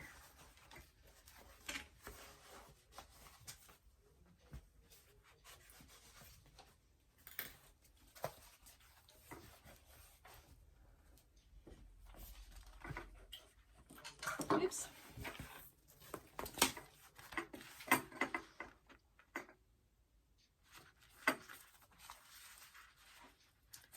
And I think I cut my exterior. Maybe not. Oh, yeah, I did. I cut it too big. No, I didn't. It'll be fine.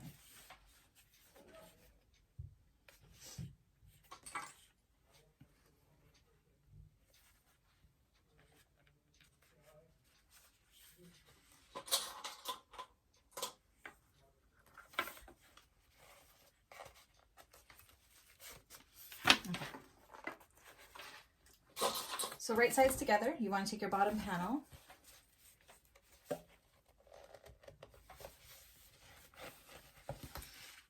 and you want to clip it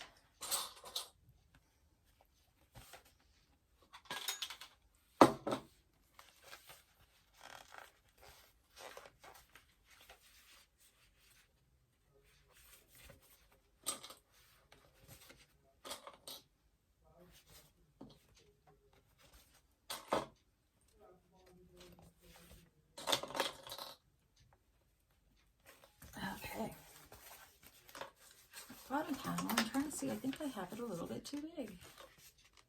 I have to trim a little off here.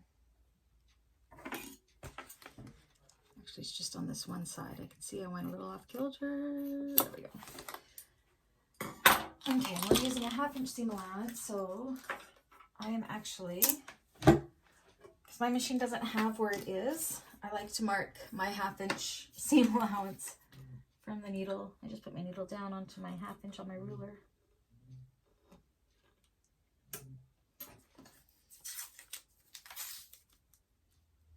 And then I can mark it. It just makes it easier for sewing rather than guesstimating where that seam is.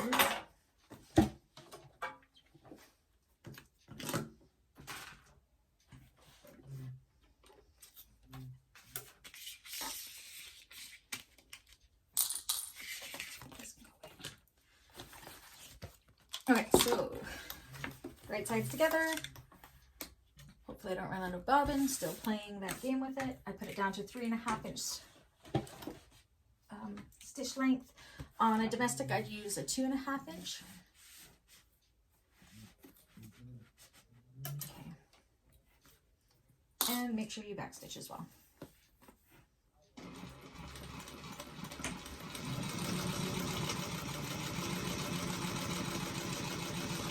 And when I get to those strap connectors, I like to go back and forth on each side, just to give it a little more stability again. Not too much stuff here.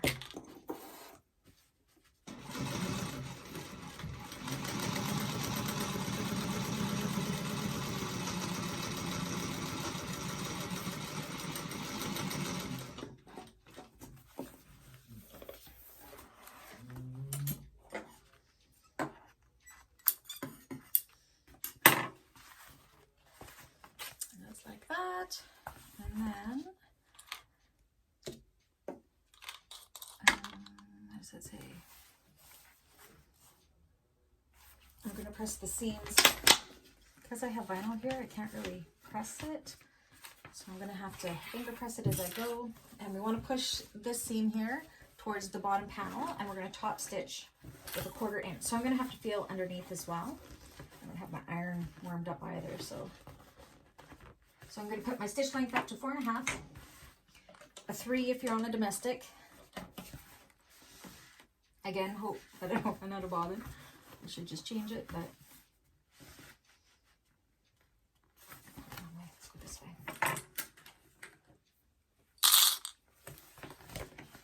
Okay, so just flip it over.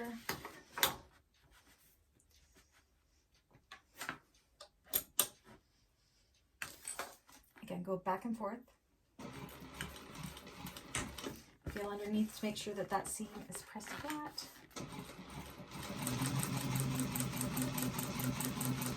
Don't fail me now, bobbin.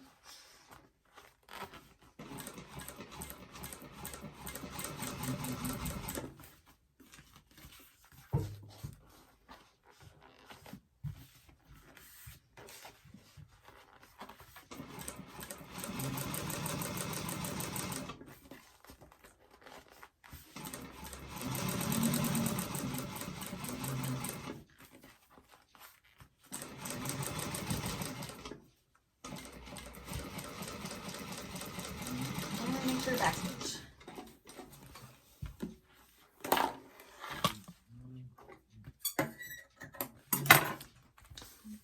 That's what that looks like. This machine does amazing top stitching. Amazing. Okay, and then we're going to do the same. I'm going to have to trim over here too.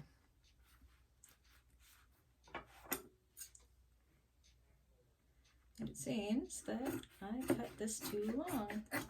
So I'm just going to... I might have accidentally cut that for the tote size. I'm just going to quickly baste this here because I just cut off my basting stitch.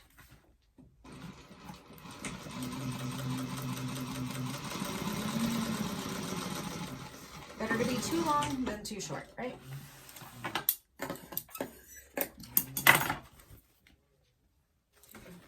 Okay, then we're going to take our other front panel and put it down. Side is too. I'm just going to go and straighten this out 1 second.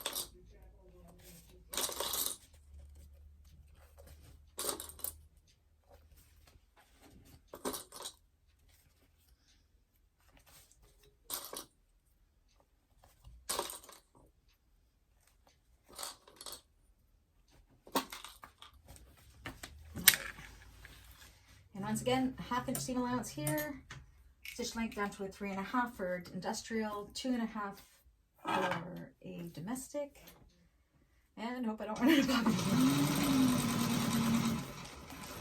And back and forth where the connectors are just to make sure they're nice and stable.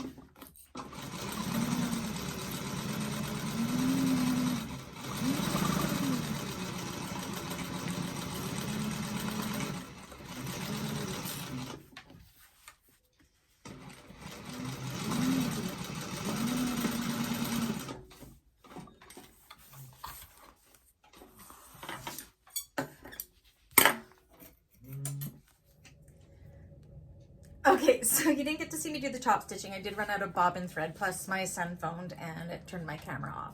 So this is what we have so far. I've top stitched. You can see it's all done on the bottom. It's all pretty there. You can see how the bag is starting to come together this way. It's pretty. I'm still a little bummed that it covers the dragonfly's head, but I think it's okay. I couldn't have done much more with that big of a print, and it's really nice on this side. So yeah, when we come back, we will continue with doing the darts on the side panels and getting the rest of the exterior complete. this is what we got so far. I think it's gonna be amazing. Okay, so we're another day here. We're gonna finish up the exterior, get the lining, and we're gonna have the whole bag done, I hope. So we're to the point where we're doing our contrasting side panels, which I'm doing in this black vinyl. We're doing the darts. I've already done one. I just wanted to make sure everything was threaded properly because I just changed out my bobbin. Would you believe the last stitches that we did yesterday was the end of the bobbin, so we won the bobbin chicken game. Okay, so for these, it's these side pieces here. We have these cutouts. These are for the darts. So I've already done one, and what you do is right sides together, and you put the two lines together like that. Kind of squish it in half like a taco, and I just like to put a clip because the Peltex kind of wants to make it jump back. And then we're sewing that with a 1/4 inch seam allowance.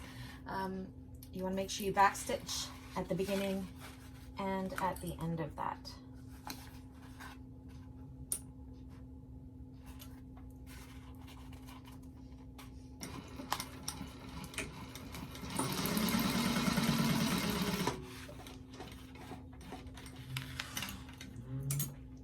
I really got to oil that knee lift. Okay. So when you point it out, this is kind of what we got here with the darts, like that. And on the other side it looks like that. So we're gonna do the same with the opposite side.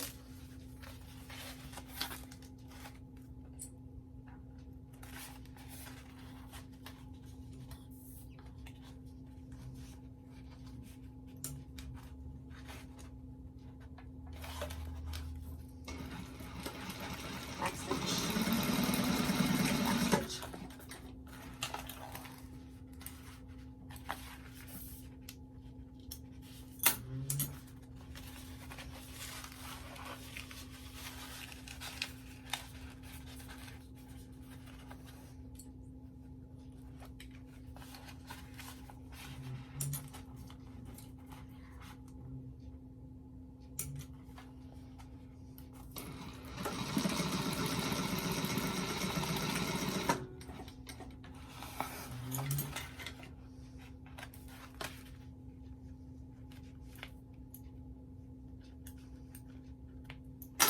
All right, so we have both of those panels done.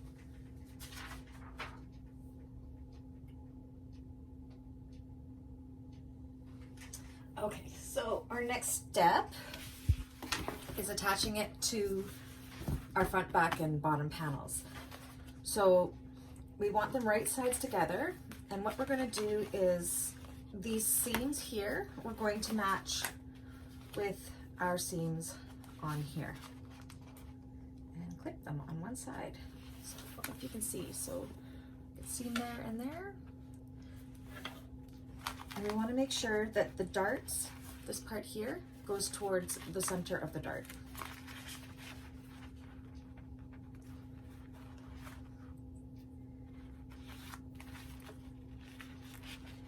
I'm matching the seam and the seam right here. See that seam? And I'm just putting it right in there.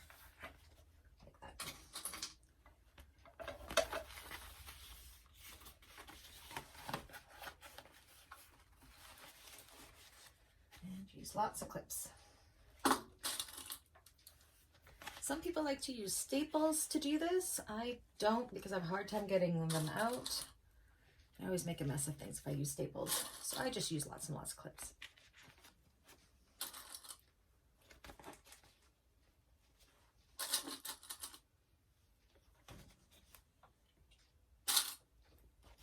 And then what we're going to do is we're going to bring and match up our sides here. Like this.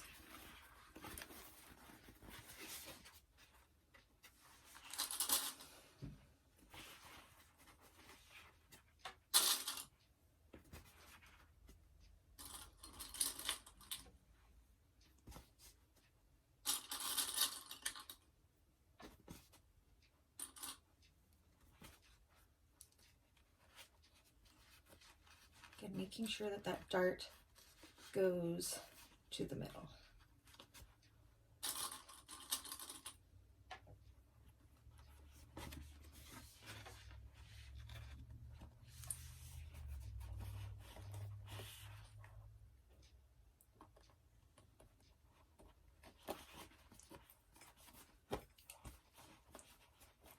Sometimes you have to readjust just to get that fabric distributed evenly.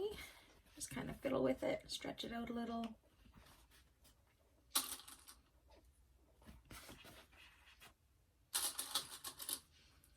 Doing curved edges can be a little hard, so definitely use lots of clips.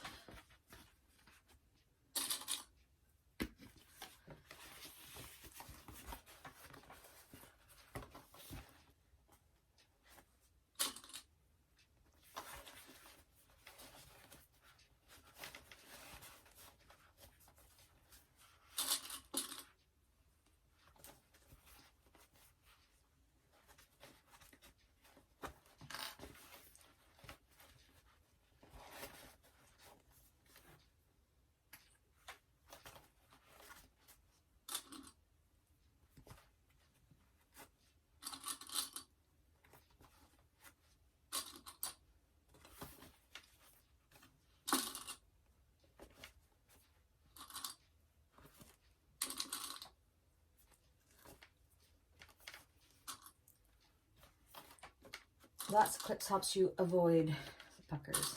I hate puckers.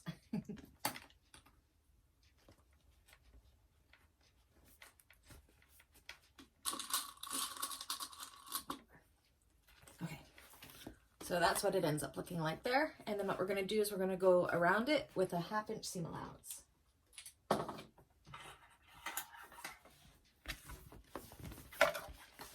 I find it's easiest to work with my panel, my front panel or back panel down. And I have it set to a 3.5 stitch length. And if I was using a domestic, I would do a 2 to a 2.5 stitch length. And back stitch at the beginning at the end.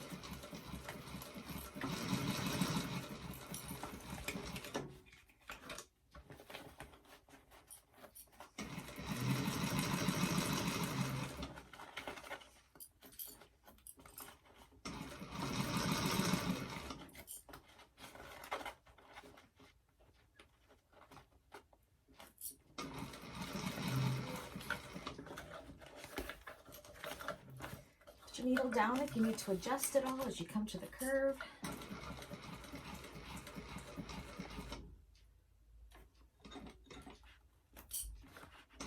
Just take it nice and slow. Readjusting as you need to.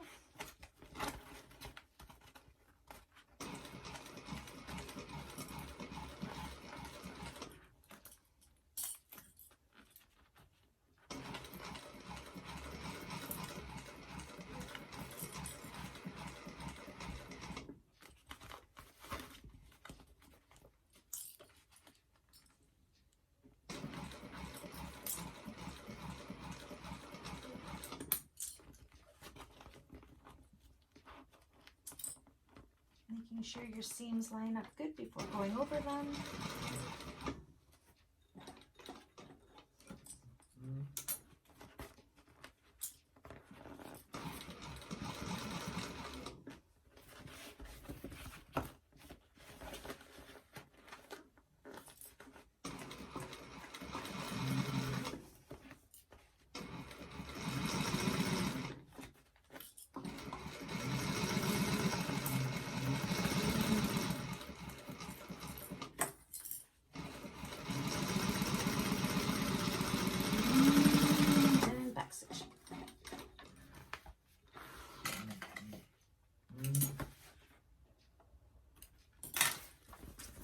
Point, you can kind of take a sneak peek in here and just make sure you have no puckers and that everything looks good.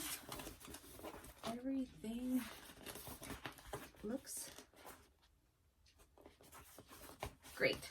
All right, so I'm going to go ahead and do the other side and then we will get on to the next step.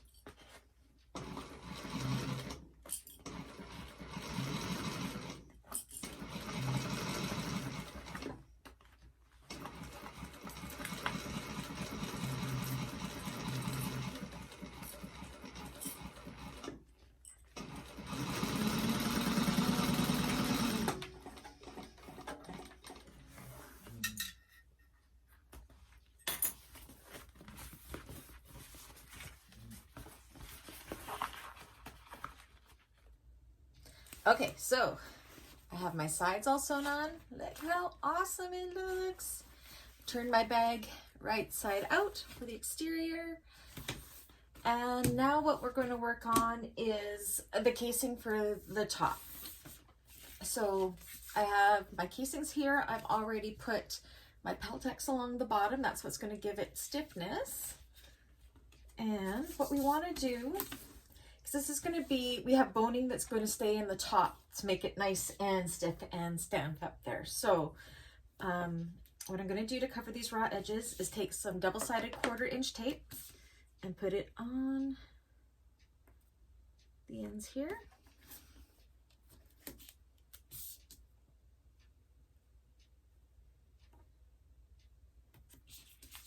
I'll do one.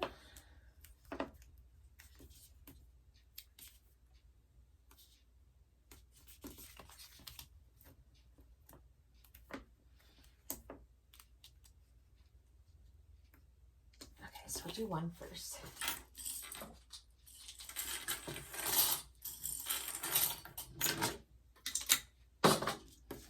Okay.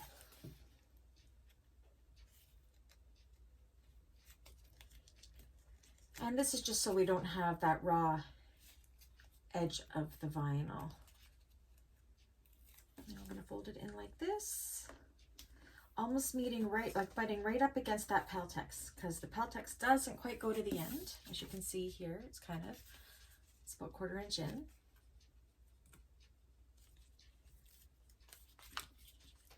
Let's fold it over that, so that's going to give it a really nice edge there. And then what we're going to do is fold this over top of this.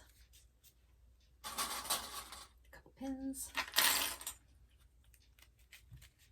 And that's going to make the slot where the boning is going to fit in later on, after we've finished the bag and turned it and we're doing the finishing touches.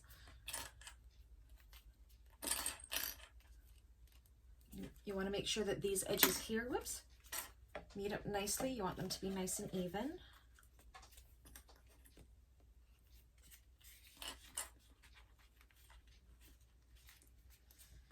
Pretty much, you can feel the Peltex right along the top here. It's just giving it a really nice stiff edge.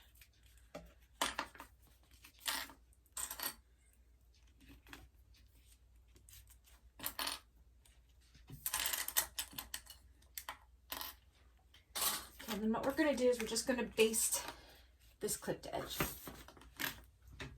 So I basted about a 5. I have a base at a 4 on my domestic machine. And just do it with about 1/8 of an inch seam allowance.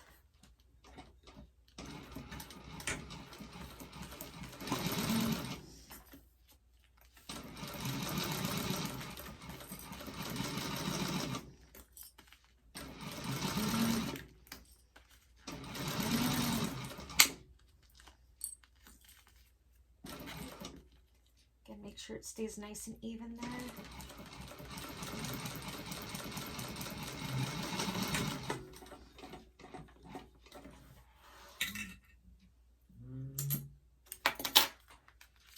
And just like that. I got a little bit of Peltex sticking out there. I'm just going to give that a quick trim.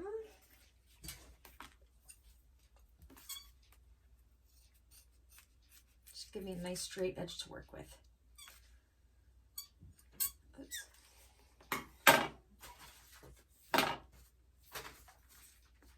And then I'm going to do the same with the other one.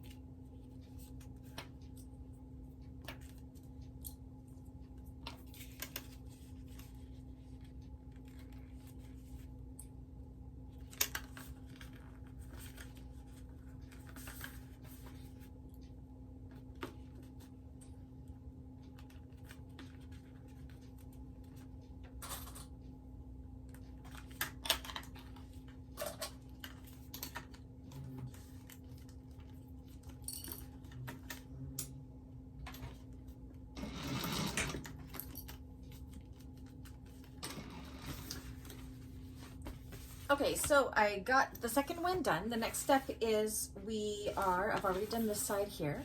You're going to take them, and from seam to seam, you're going to clip on the right side, and we're going to stitch a 1/4 inch seam allowance along here. I'll put on this one to show you what we're doing. So it will butt right up against that seam there, right there.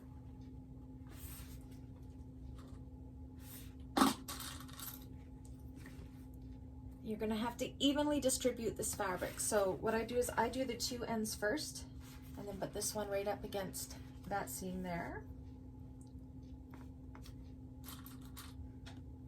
Just put a couple clips to steady those in. Definitely want it to be before that seam, and then you just kind of stretch the fabric out a little bit. Find that center, distribute it evenly. And this is one of the reasons why the foam is cut a little bit shorter. It just takes away a little bit of that bulk because we're putting in this layer of Peltex as well as the 2 layers of vinyl.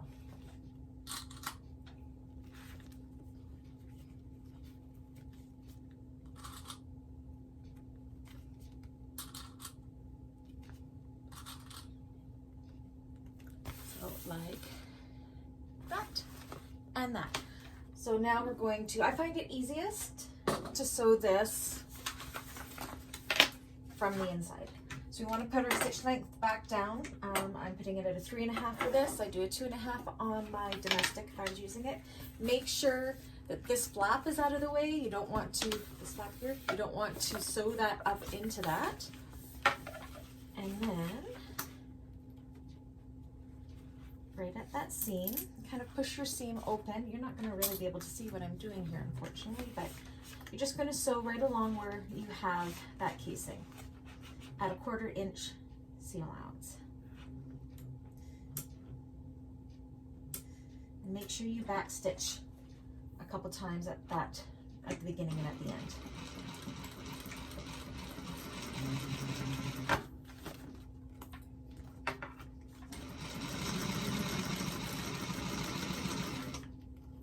And you're pretty much sewing right along where the foam is.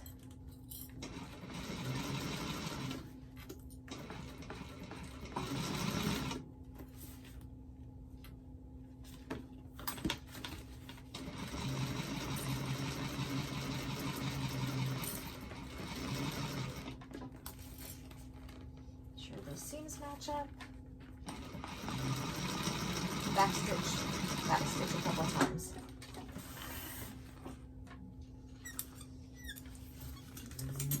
So you get something that when it flips up is going to look like that. So I'm going to do the other side.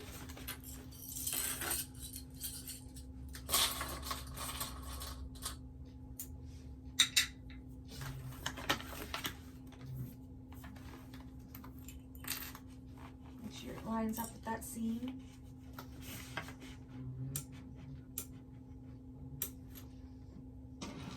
Back stitch, back stitch.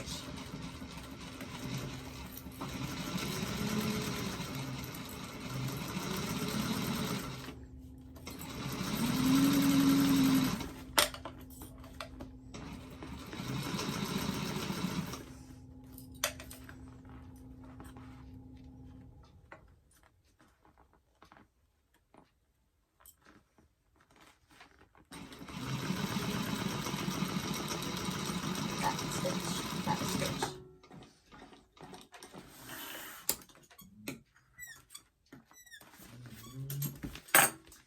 Take my thread zapper to that a bit.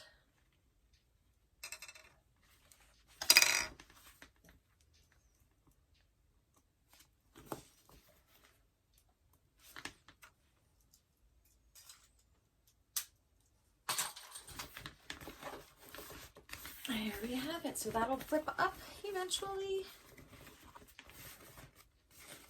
This will all be in like this. Just trying to give you an idea of what it's going to look like. This will be up like this, and then this will come around like that. So that's the exterior of our bag. So now we got to work on the lining, and we will start with that right now. Okay, we're in the home stretch. We're on to the lining. Linings usually go pretty fast once we get the pockets all done. So I've pulled out one of my lining panels. What we're going to do is on the wrong side at the top. So you'll know the top because it's narrower than the bottom. We're going to fold it in half to find our centers, make a crease, and I like to just snip where my centers are.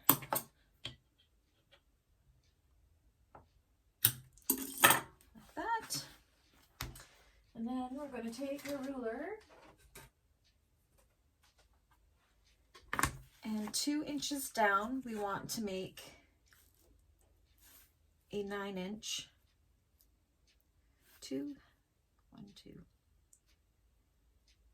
9-inch rectangle.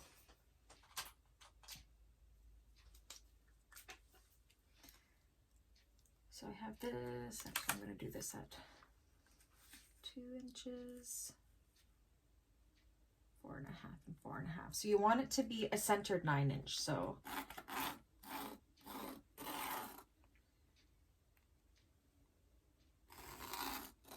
this pin does not work very well on here. Okay, so on that center line, I'm just going to measure to make sure. That's 4.5, and from this one is too long.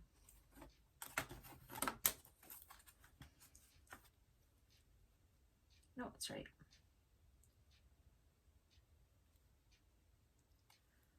1, 2, 3, 4.5. 1, 2, 3, 4.5. Okay, and then draw another parallel line, a 1/2 inch down from that one. And this is making the guidelines for our zipper. And then join the ends.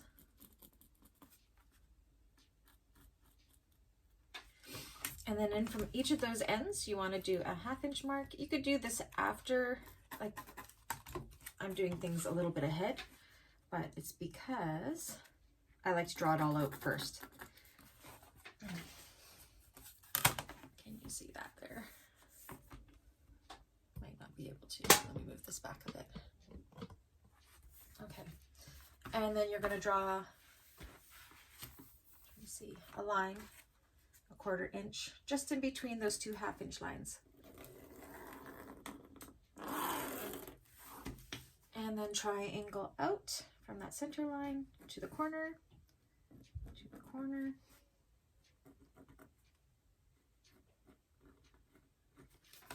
Okay, so it looks something like that. And that's giving us the markings where we're going to end up putting our zipper. Just like to measure sometimes to make sure that these are even. They're evenish. Okay, then we're going to take one of our pocket panels. And I'm doing this a little different than the pattern. It turns from the side of the bag. We're still going to do that, but we're going to sew up that side of the bag through an open pocket panel. So I'll show you what we're doing once we get there. So you want to flip this over. You want to find the center of your first pocket piece. So rather than cutting one big pocket piece, I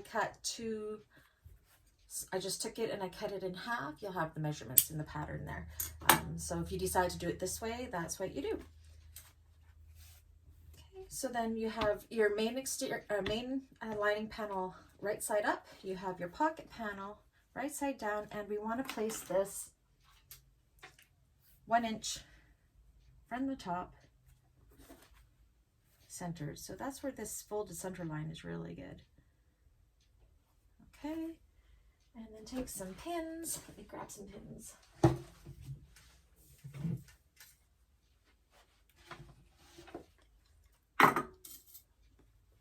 I'm just going to pin this to this.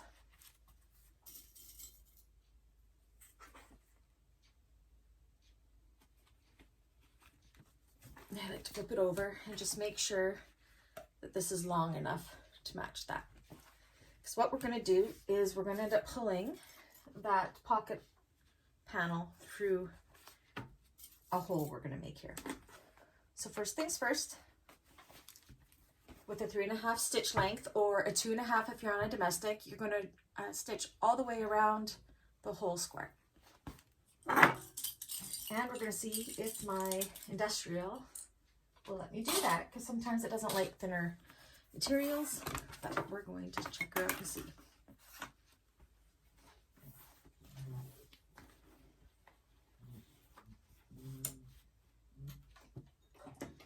So remember to backstitch. Oh, yeah, look at me.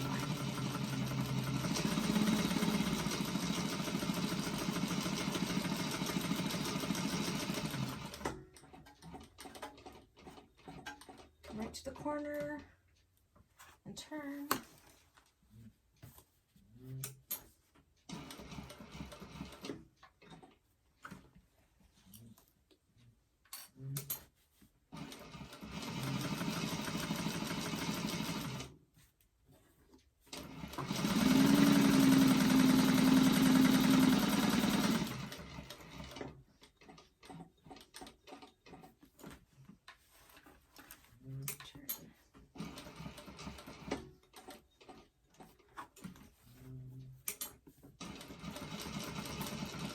And backstitch.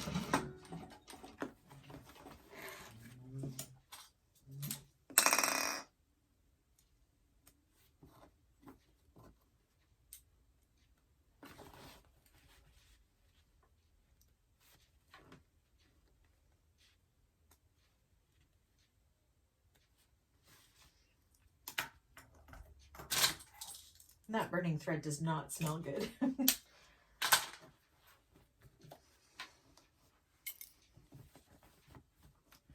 Okay. So now what we're going to do, I need my little rotary cutter, is we are going to cut down the center line to those 1/2 inch marks right where our V's start. But don't go through those V's, just go down the center.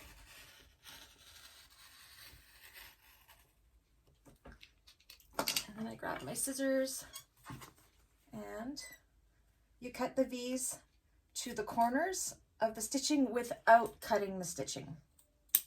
Otherwise you'll just have a big hole and it'll be a mess.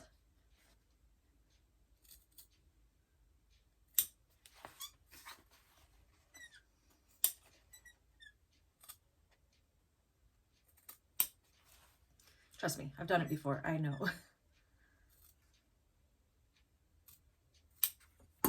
So like that, so you can see that's going to be the hole for our zipper. So what we want to do is we want to take our pocket lining and we want to stick it through that hole.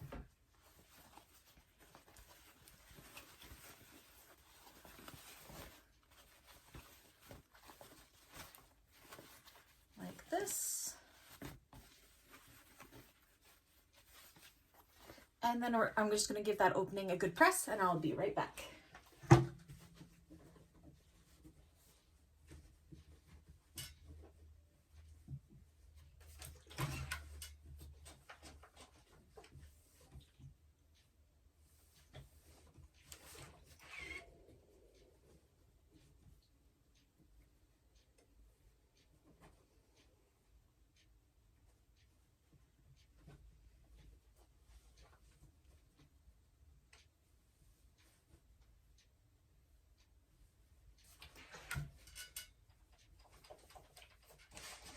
Make sure you give it lots of steam to make the opening really crisp for when we put the zipper in.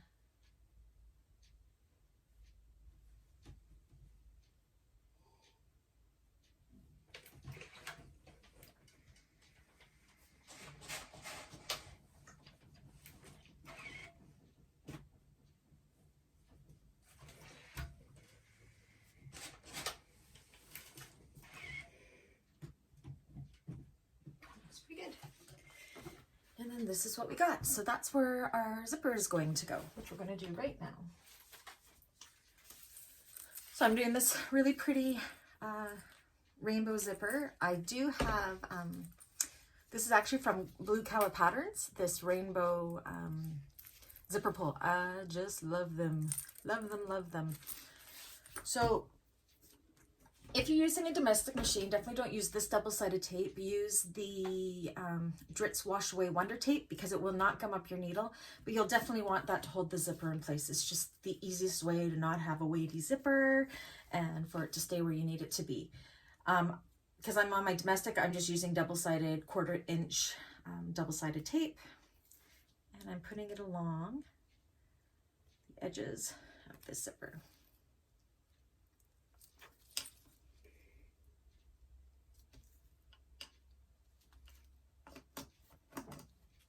And my zipper is way too long. We're going to trim it up. This was just an excess zipper I had, so I thought I would use it up.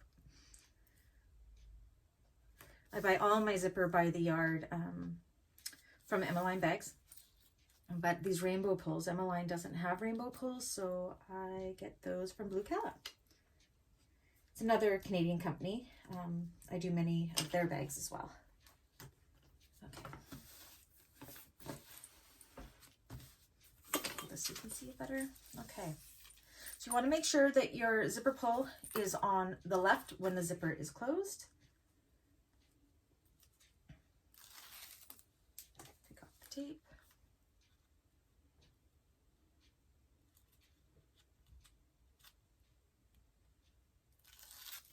Oops.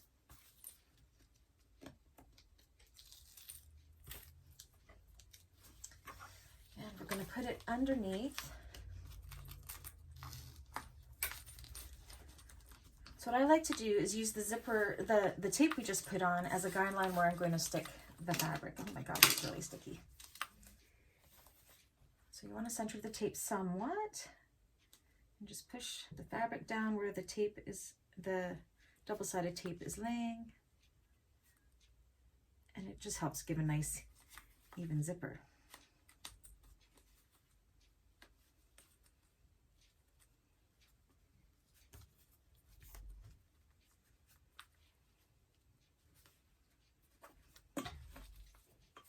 Make sure your zipper stays nice and straight.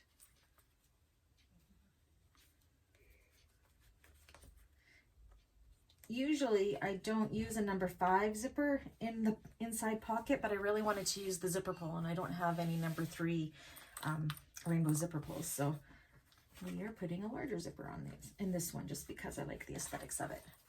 So there we go, that's what we have. And then what we're going to do is along this top edge and all the way around, we're going to do an 1/8 of an inch seam allowance or top stitching to keep that in place.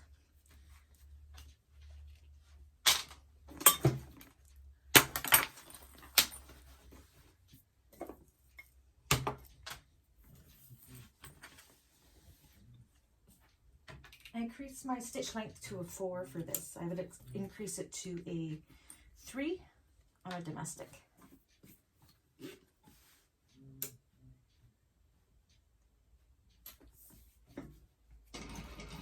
back stitch.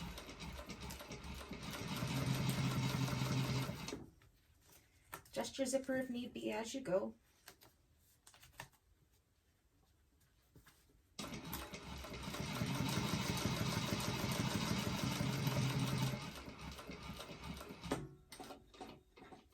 Needle down when you turn.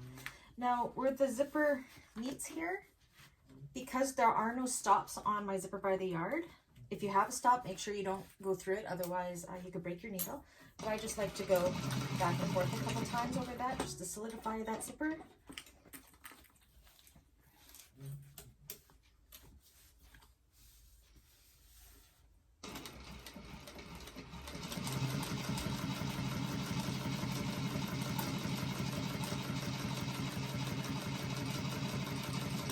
Get to where your zipper pull is, you'll probably have to pull it out of the way so your foot can get by it.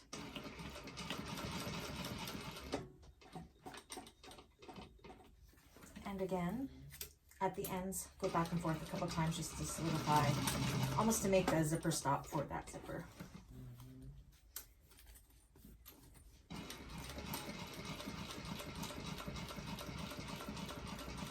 And back stitch.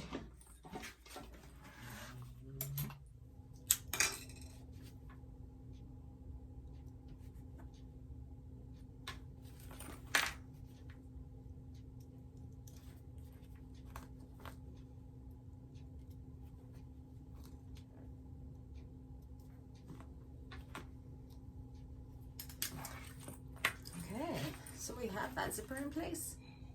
So now on this other side, I am going to trim my zipper tape up to meet the sides of the pocket.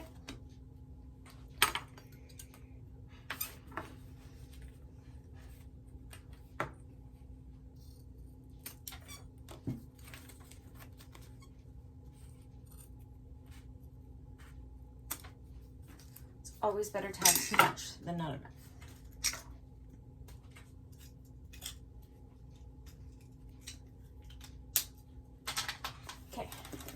And now what we're going to do is we're going to take the other pocket lining piece and we're going to line it up and clip it on top of this, down the top and the two sides.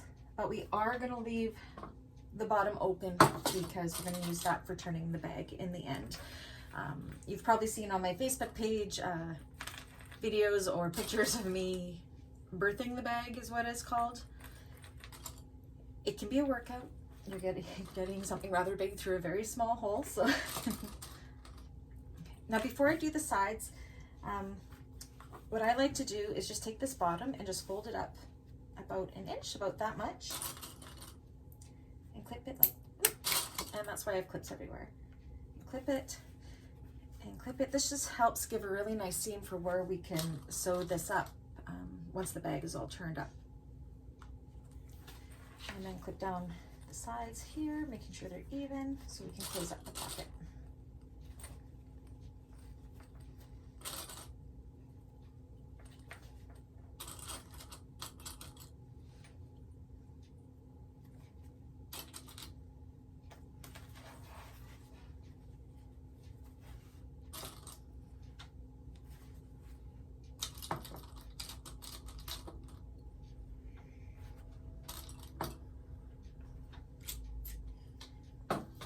Okay, so that's what it looks like. So we're going to very carefully, you don't want to sew your top panel. You're going to flip this back and you're going to sew 1/2 inch up the side, flip this forward along the top and back down. Okay.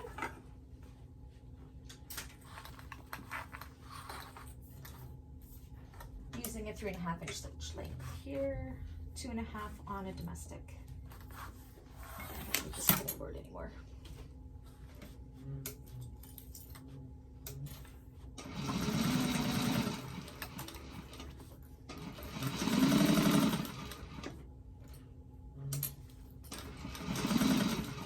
I like to go back and forth a couple times again over that zipper tape, just so I feel like it's more secure.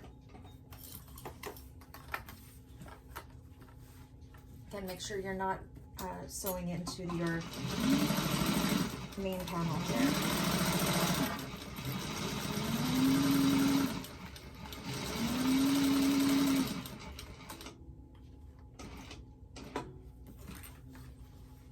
And always make sure your needle is down before you turn. Back and forth over the zipper tape.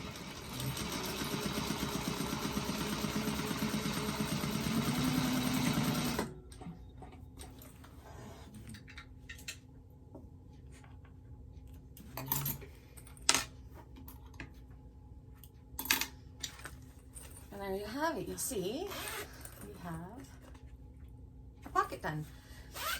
Now for this side that we folded down, what we're going to do now is just kind of take it and flip it around like this. And we're going to press that seam. And this is going to be the seam that we're going to end up sewing. It's nicely turned for us already. When we're done turning the bag, you'll see what comes. So I'm just going to go press that quickly.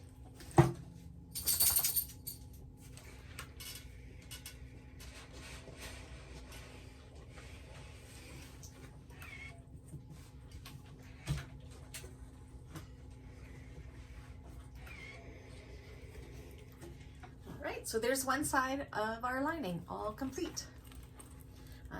I tend to try to leave that open so I don't forget later, so make sure your zipper's open. We'll go on to the other one. Now this isn't in the pattern, but I like to put a couple slip pockets on the opposite side of the zipper pocket in my bags. So that's what we're going to do now. So what I did was on the pattern piece, I can't show the pattern piece because you have to buy the pattern piece to see it. but the pattern piece is about this shape. So all I did was folded down about that much of the pattern piece, and then I cut my that's going to be my pocket linings here, so you can see they're shorter. So what I'm going to do now is take these, make sure it's the shorter sides together, and I'm going to do a quarter, put these together and do a 1/4 inch seam allowance with my slip pockets. A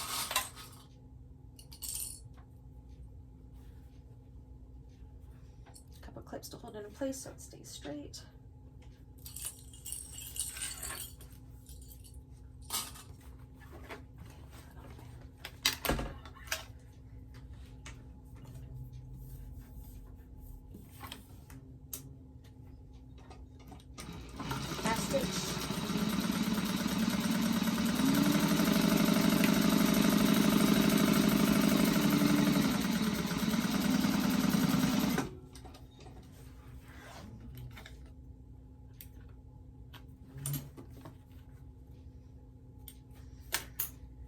Okay, and then what I'm going to do is I'm going to press this open this way and then fold it down this way, and then I'm going to press along that top seam so we have the outside and the lining of our slip pocket. So I'm going to go do that quickly.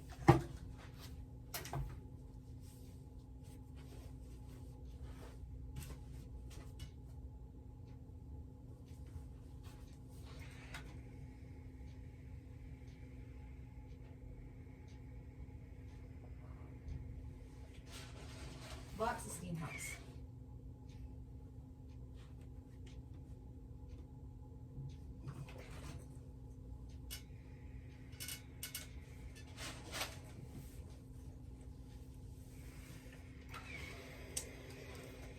And just like that. So then what I'm going to do is I'm going to top stitch a 1/2 inch seam allowance along that folded edge, and then I'm going to go down the sides and baste them together.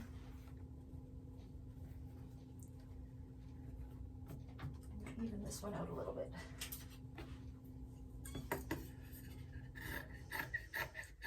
So yeah, just baste with about a 1/8 of an inch seam allowance as well. And for top stitching, I'm putting myself up to a 4.5.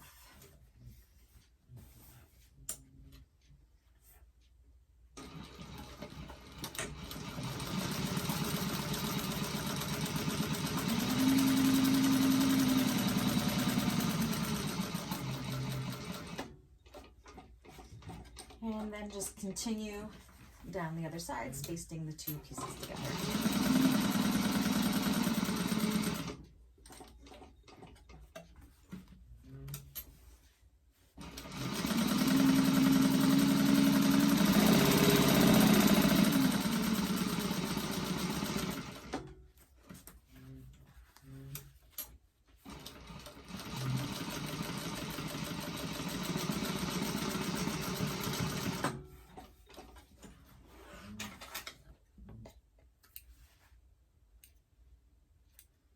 Made a little bit of a nest there, but it'll be hidden in the seam allowance once we're all done.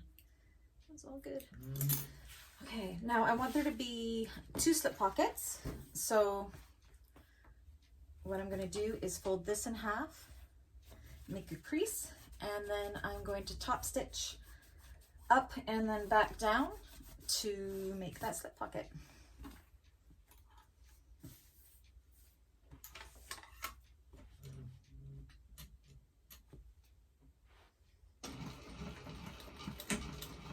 Back stitch, of course.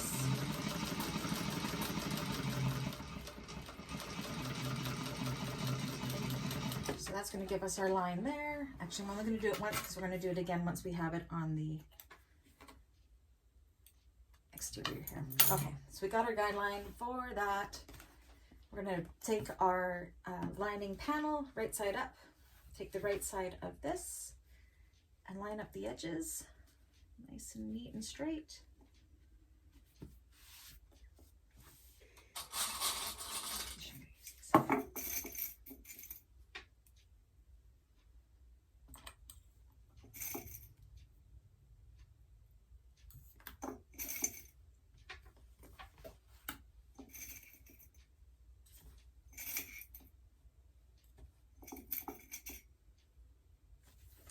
So we're going to baste again around the sides to attach it to the lining panel, and then we're going to go up and down the middle again. This, actually, I shouldn't have done this yet. I should have done it once it was on here, but I got ahead of myself, which it'll be fine. Oops. I just want to take care of that little piece right there.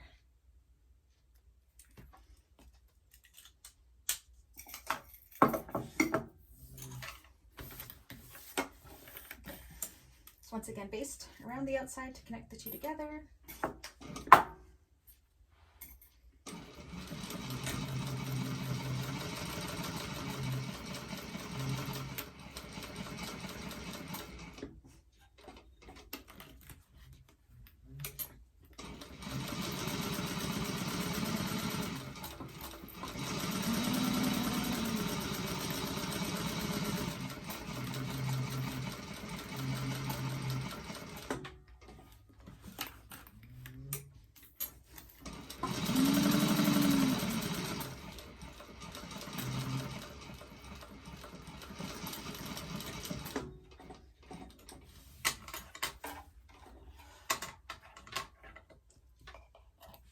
Now you could use a coordinating thread. I like to use the contrasting thread just because it shows up better. I like the way it looks. And then now we'll create those two pockets.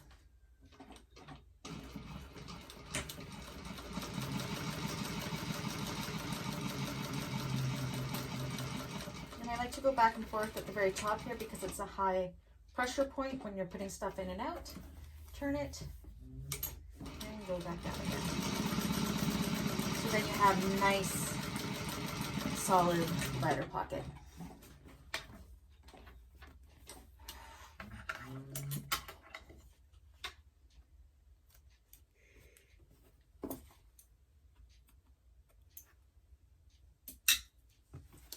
So there is another interior piece. So now it's just building the bag the way we built the exterior. Honestly, doing the lining is so much easier than doing the exterior. Okay.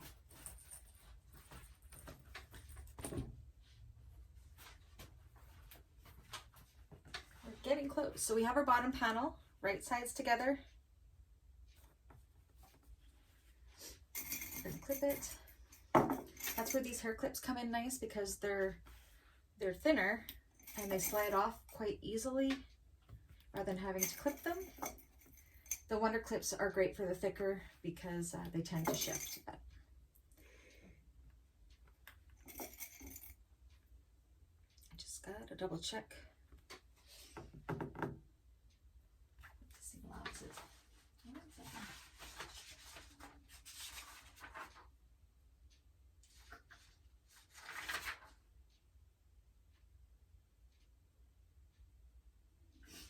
Okay, so for the lining panels, we're going to go with a 5/8 seam allowance. That just makes it so the lining, we'll do it a little bit bigger so the lining doesn't sag in the bag.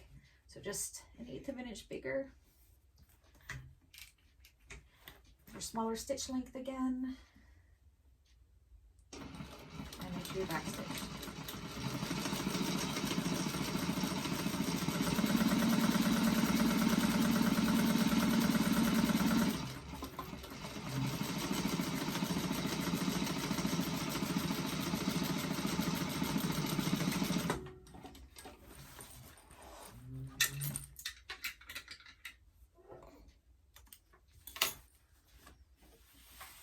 And I'm not going to top stitch the bottom of this bag, but I will press it so the seam allowance is underneath the bottom panel.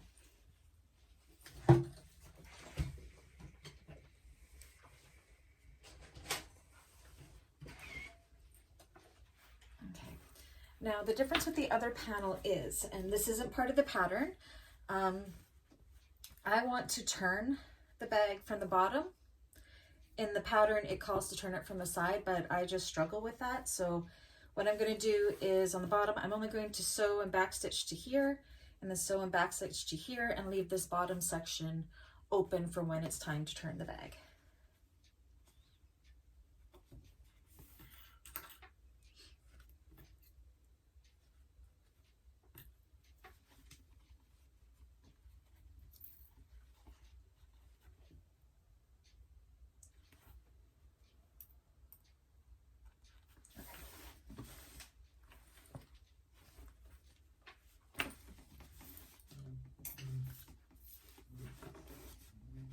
again using a 5/8 of an inch seam allowance. Backstitch. And backstitch a couple times here because we're going to be putting a lot of pressure on that when we're turning the bag. Sometimes it's just hard to get a thick bag through the tiny opening as well, so it's kind of nice when you can do it in the bottom. Right up there. A couple times back and forth to strengthen that for when we turn.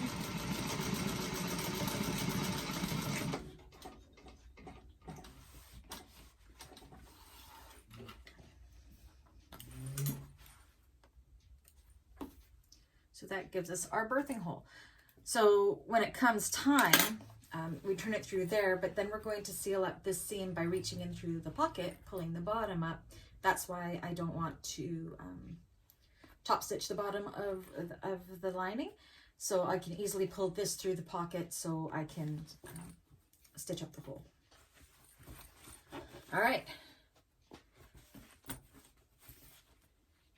But I am going to iron this somewhat so that seam allowance is against the bottom.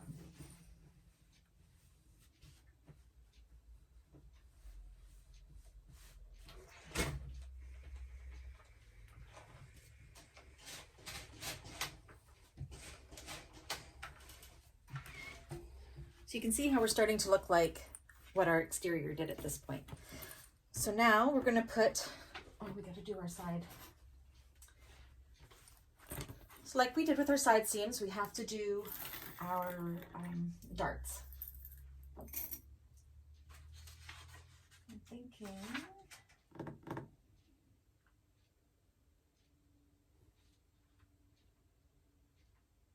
okay, it's the same. So again, it's right sides together. It's much easier to do it with the lining because there is not any Peltex in there. And we're going to take those dart ends, put them together, and sew that little line there with a 1/4 inch seam allowance.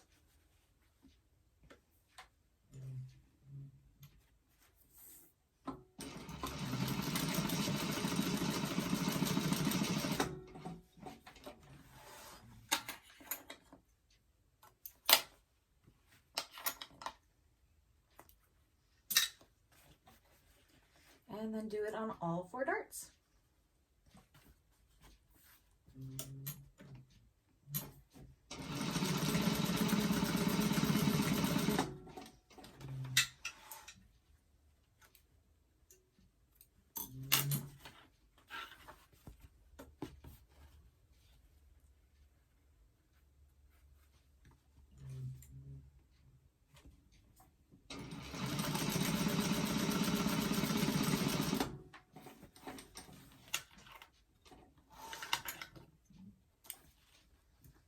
So sometimes when you're first starting to make a bag, because the assembly of the lining kind of goes together the same as the exterior, to get used to the process of what the pattern's calling for, sometimes it's easier to start with the lining because the materials aren't as thick, and if you make a mistake while you're learning, it's not as noticeable.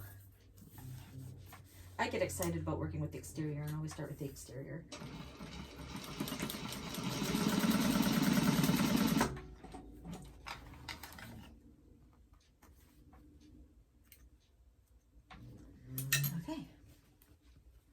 So there we have it. We have our darts done. So just like we did with the exterior of the bag, we are going to start pinning it around. So you want to match this seam here from the bottom and this seam here together. And this is where I would use the Wonder Clips because they're a little stronger. You don't want it to shift. And then match the darts on the other side of the seam as well.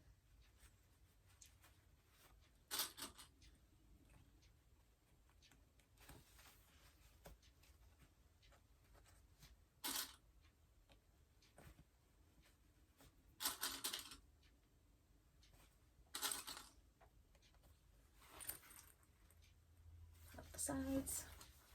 Just rinse and repeat pretty much.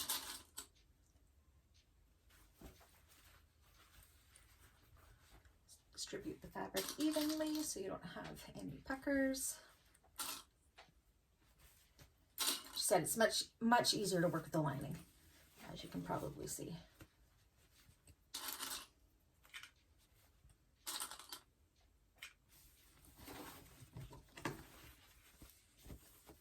The other side.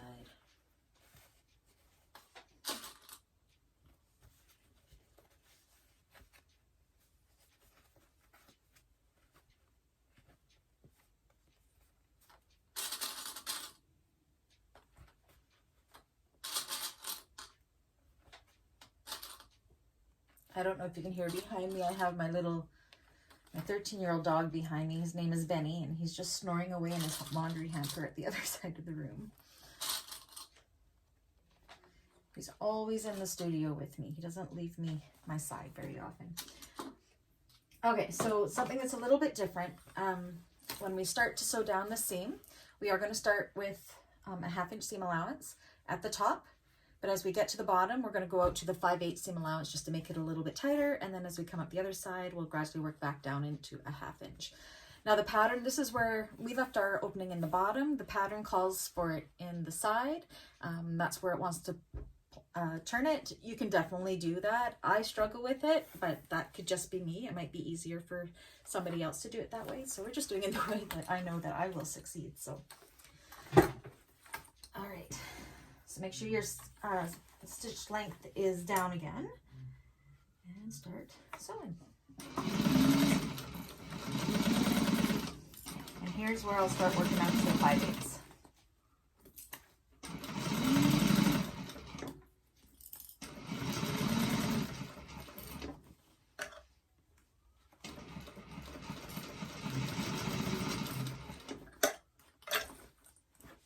Just stitch or with your needle down for any time you need to readjust your angle.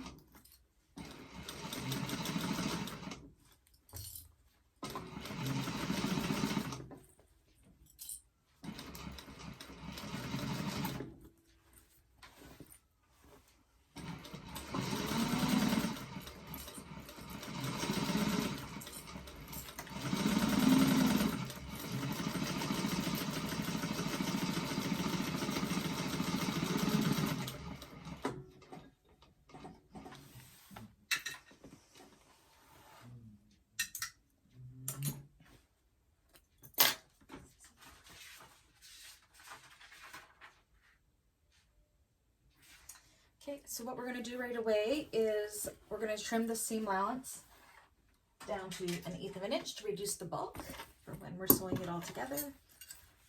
So don't cut into the stitches, just about take off some of that excess fabric.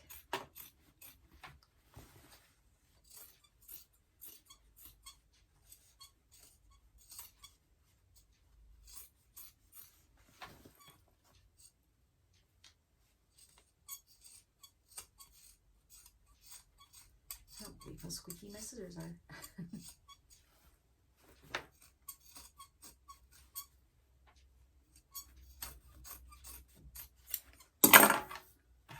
Okay, and then do the same on the other side. Make sure you don't have any holes anywhere, but it looks good to me.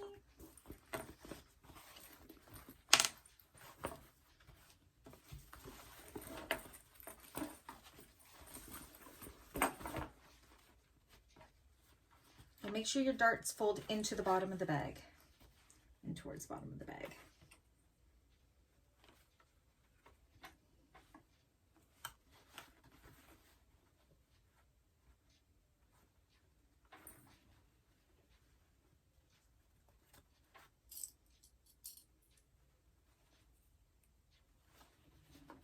Oh my goodness, I don't know if you can hear him snoring, but he sure is snoring.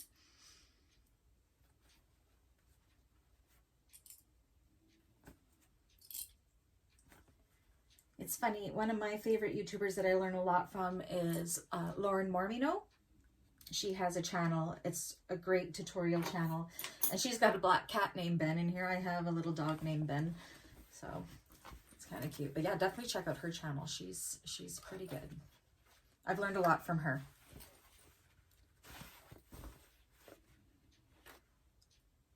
Another good one is Sia Swag. She's just a new YouTuber as well. Her starting it's inspired me to want to do this as well. I just love watching people put bags together. And when different bag makers have different techniques, and we learn from each other, and it's just amazing. They're both down in the States. I think Lauren's from like, I don't know, Chicago area. I don't know. They're down in the States.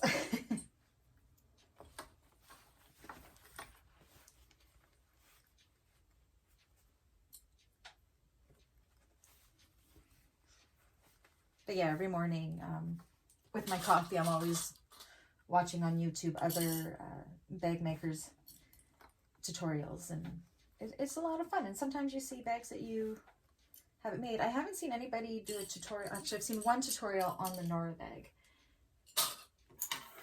but I don't think there was any talking on it. I think it was just a video, so we'll see. All right, let's get this one done.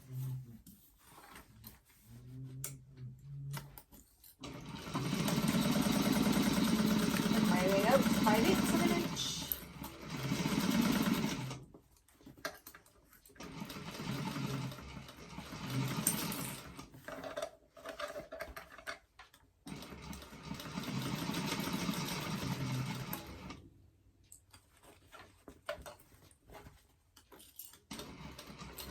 I was lucky there, I didn't put my needle down and I adjusted, but I think I'm okay.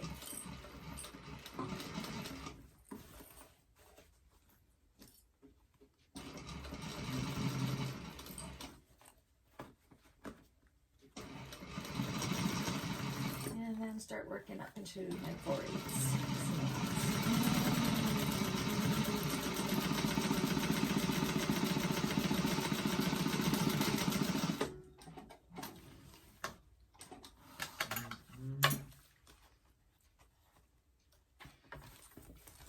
Looks like I finally have my bobbin figured out. I was having the hardest time. I've only had this machine for just over a week, and I was winding my bobbins wrong, and they were jamming up, and it was just all kinds of no good. Okay, so there we go. There's the lining of our bag with the hole in the bottom. So on the back, we have the zipper, and then on this side, we have our 2 slip pockets. So the next step is putting it all together and getting ready to birth it and top stitch. So we will be back in a few to do that. Okay, now it's time to put our lining and our exterior together. So the way we're going to do that is, this is how the bag ends up being inside out before you turn it around. You want to make sure these, where the boning is going to go in, is down. We want all the raw edges up, and what we're going to do is we're going to take our exterior and we're going to put it inside the lining. So this is how, when you have to decide where you want your zipper pocket to be. I like my zipper pocket to be at the back of the bag. So we're going to take our exterior, we're going to squish it up, we're going to put it inside our lining. It will be a little bit of a tight fit because we did our lining with the smaller seam allowance on the bottom, but that's okay.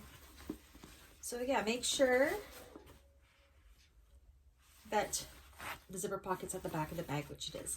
So the thing I start with is make sure all your hardware is pointing down, and then start at the side seams. Match side lining side seam with exterior side seam. And use lots of clips. So what I like to make sure I do too is, if you can, take your side seams and flatten them out if you can, and then match up your seams with the lining like this and the exterior together. So I go through and I do all 4 of those seams first, and then you know that you have everything positioned properly. Well, hopefully you do. And of course, my son is filming another tutorial or a Twitch gaming whatever, and he's just so loud, so he's interrupting. If you hear him through the vents, I apologize. I'm sure I will show him this later and he'll be completely embarrassed, or not. Okay, and then on the other side, matching those seams, putting your seams open if you can.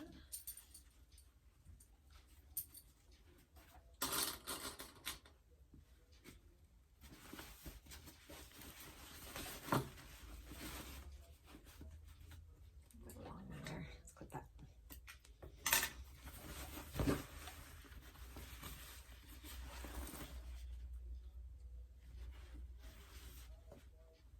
He is really loud up there.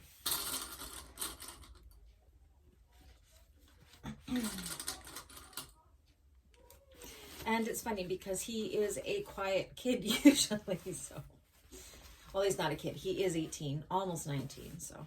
Okay, so you want to make sure you make this nice and even. So you kind of got to distribute the fabrics. And this is really good because I can see my center clip from my exterior, my center clip from my lining are matching up, so I'm symmetrical. Yay!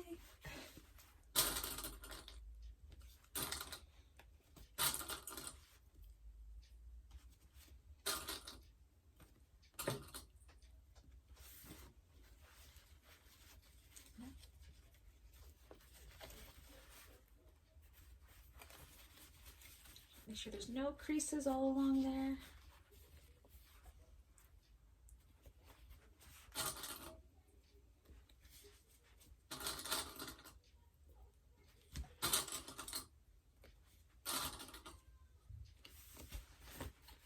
Along the sides, pull it, distribute it. I like about this bag is it doesn't have a zipper closure. I'm not one that usually does up my purses, so it's kind of nice that this one is open, but it does have the flap for when you need it closed as well. I actually have a Nora Doctor bag upstairs myself. Okay.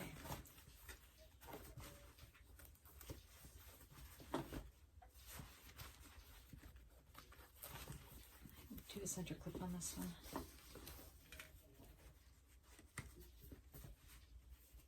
The vinyl is very stiff there, so you just kind of got to massage it to distribute that fabric evenly so you don't have any bunches along the top.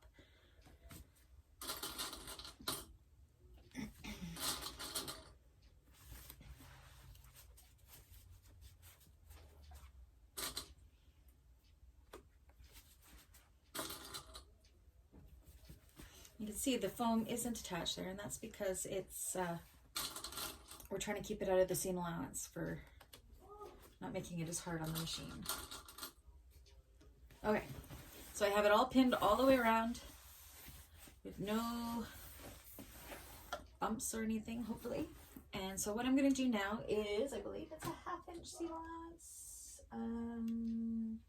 So around the top match edges of the bag.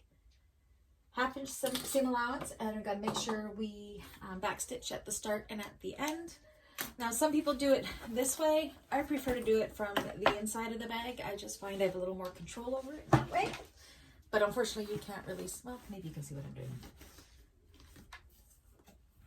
So make sure you have, I have my stitch length set to 3.5. On my domestic, I would do it for 2.5. And just take it nice and slow if you need to. This isn't too hard though. It's just a lot of layers.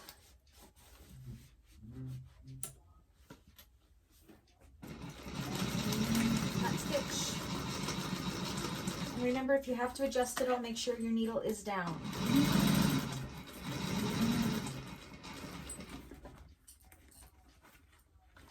Let me adjust a little bit here.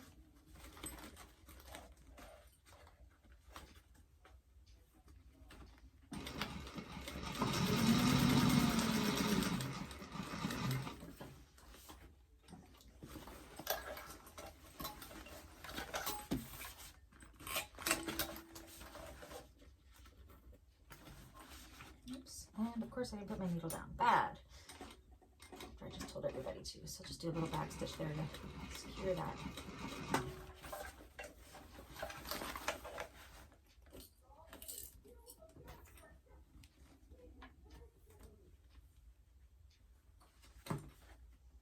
My seams slipped a little bit there, so just readjusting.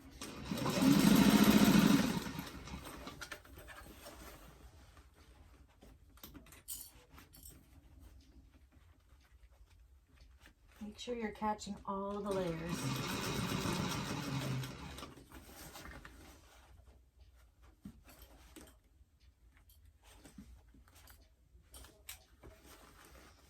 Half inch seam allowance, it's pretty easy to do that, which is good.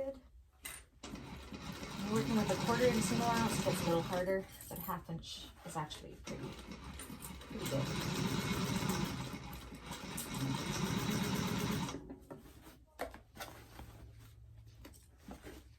Feel to make sure that nothing is in the way, especially your hardware. You can break a needle that way.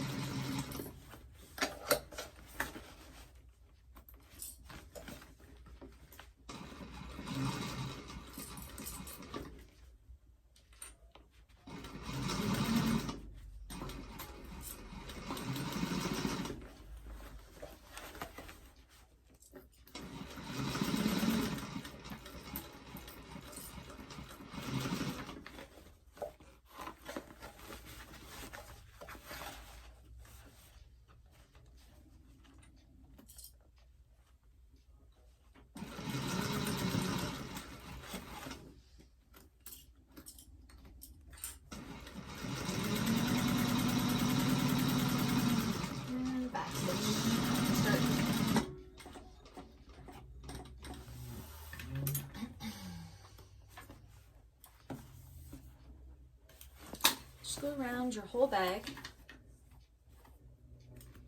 and make sure on the outside that it was all caught.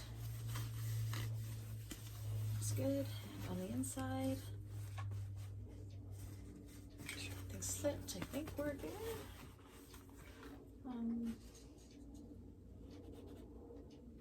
Top stitch about, trying to see.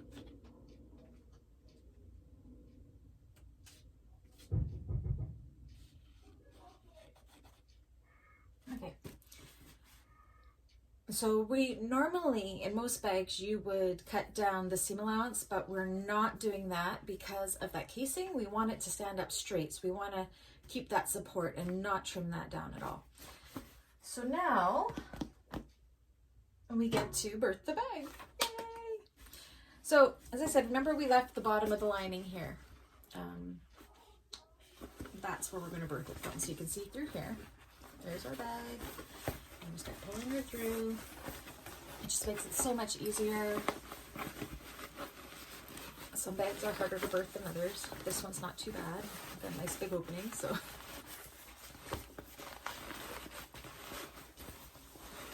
This is my favorite part, actually. It's sometimes frustrating. This one's going to be easy, but you get to actually see what the bag looks like.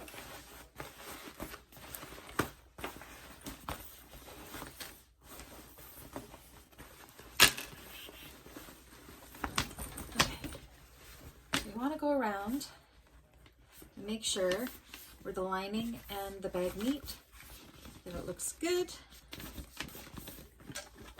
It's looking pretty good. I don't see any ripples. I don't see any tucks. We're good to go. Yay! So then you can tuck that into the inside of the bag.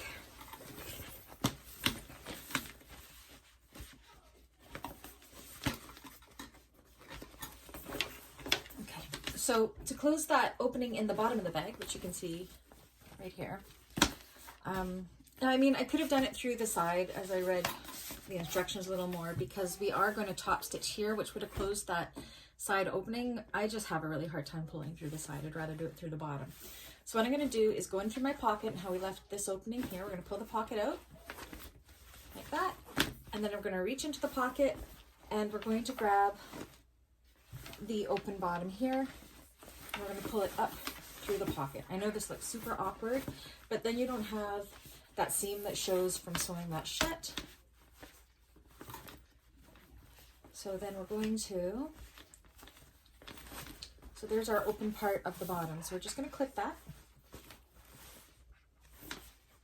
A little bit awkward, but it's, trust me, it's so much easier. And it looks so much better at the bottom of the bag. And it's like a mystery how we managed to get it the right side out.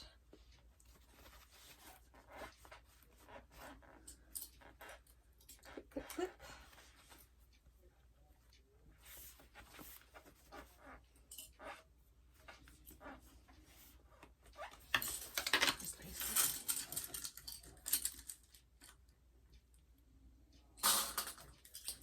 And then we were using a 5/8 seam allowance there, so we're going to continue with that. Make sure your flap is out of the way so you don't sew it into the lining. And just where we had stopped there, we're going to start back stitch a couple times again. Make sure we don't have anything that shouldn't be in there. It's nice and flat.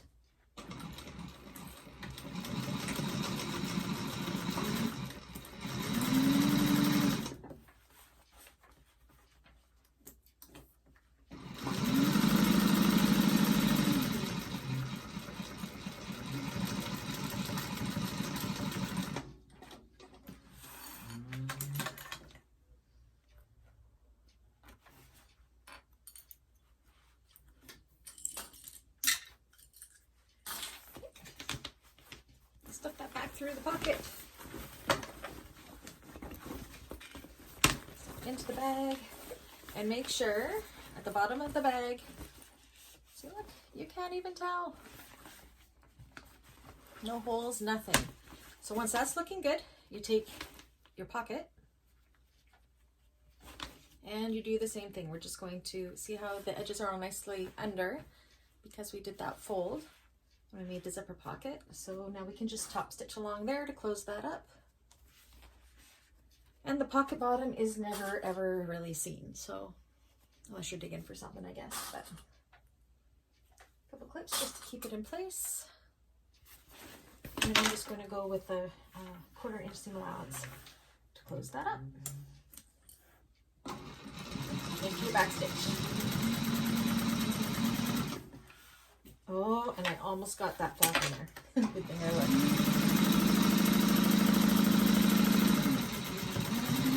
Back stitch. And because that is not encased, I'm going to burn my thread so it doesn't unravel.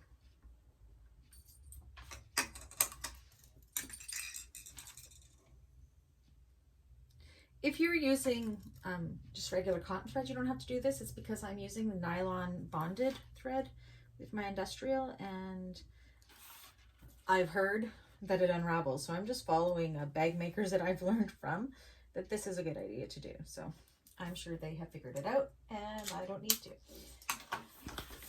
Okay, so you stuff the pocket in.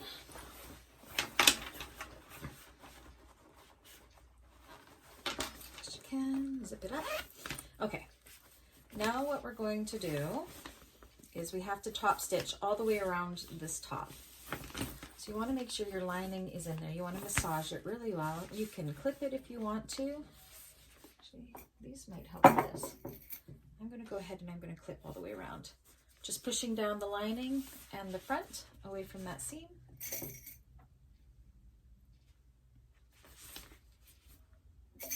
I don't always clip it. I just feel like the lining wants to come up. So I'm going to just put a few in just to keep it down.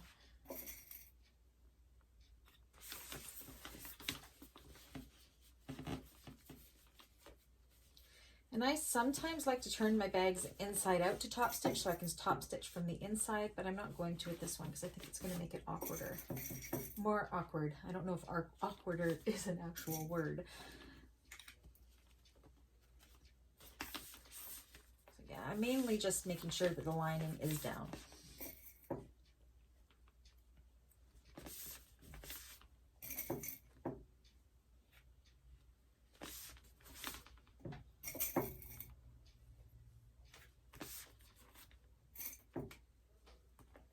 Especially here because it's where it's softer. So kind of massage that seam. Nice and crisp.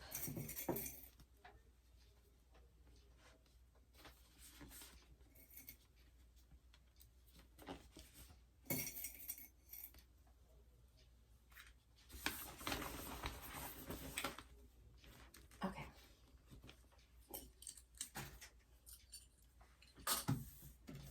So I'm going to put my stitch length up to a 4.5 for this top stitch, and I like to try to start in a crease if I can. So I'm going to fold this and I'm going to start right there. You want to make sure your lining is nice and flat, so it's when you're not sewing it up, you want it all, that seam to be really, really crisp. And I'm doing an 1/8 of an inch seam allowance, and you want to do a back stitch at the start and at the stop again. So make sure you keep your back panel out of the way here. You're only going through one panel at a time.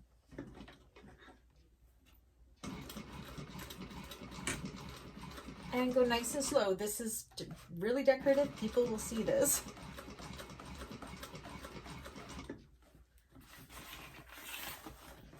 Make sure everything's nice and flat and pulled away from the seam.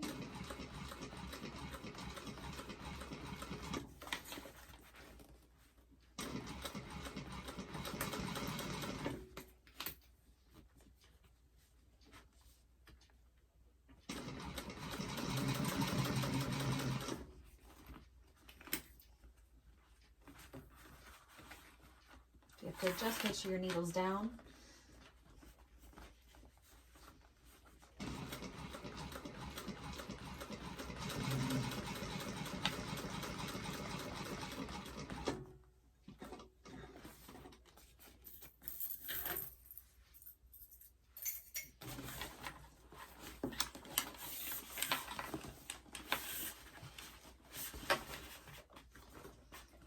The side seam.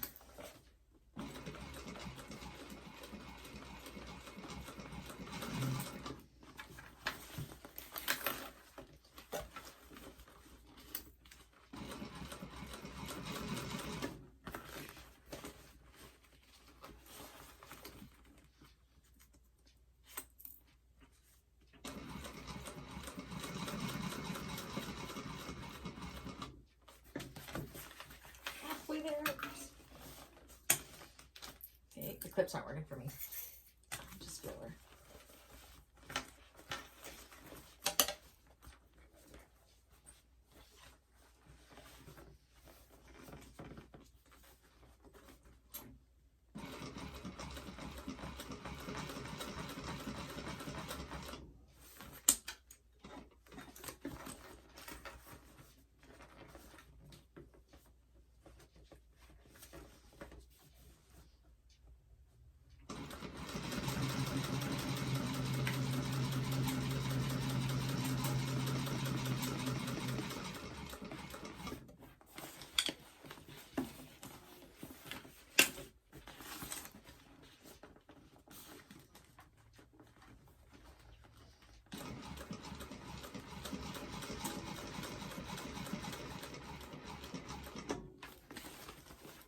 Almost there.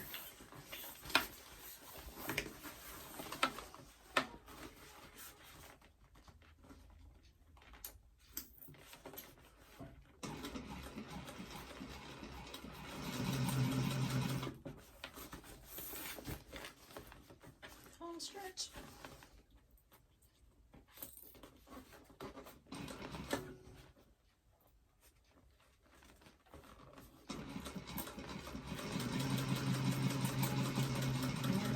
That's why I like to start in the seam, because the back stitches aren't as visible, because you will see them on the lining side.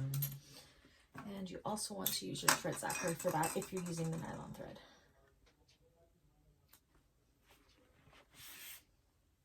Be careful not to touch your vinyl because it will melt it.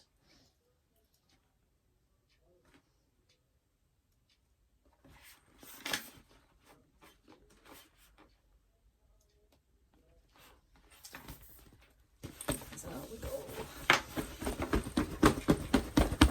Okay. Look at that top stitching. She's pretty.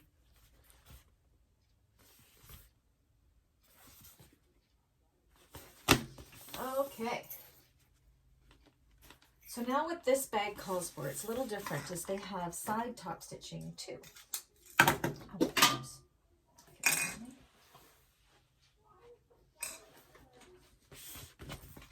So what we're going to do is, we have to kind of push in these sides like this.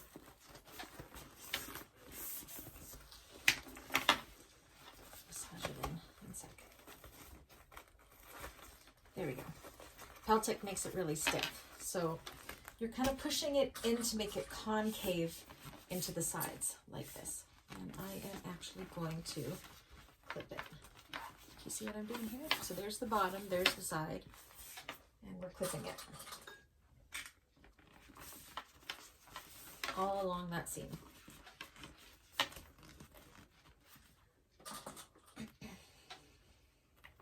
So most bags patterns don't have you top stitch the sides, but this just gives it this really cool shape. It'll be a little tough there because it's so thick. Just massage it in.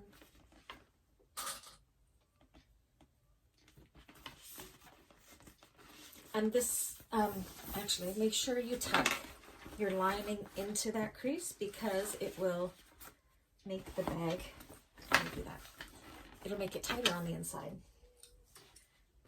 And that's actually, if you had used your lining as the turning on the side, this is what will close up the hole. So as you can see, I'm pushing my lining in here and I'm pinching it all along that crease there, like that.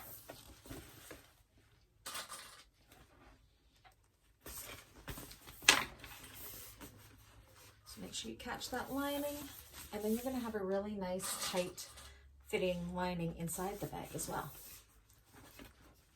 So keep your hand in there like this, and push it and pinch it. It will be a little bit thicker in that spot where we added that slip pocket. It's normally not in this bag, but I guess you could keep the slip pocket out of the seam allowance if you wanted to, if your machine has a hard time going through it.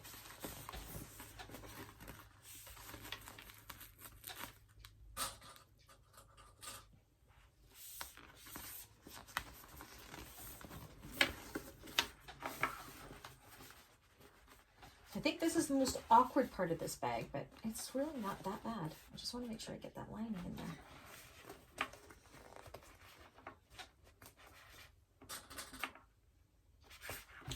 Probably could have trimmed those side panels a little bit more, but that's fine.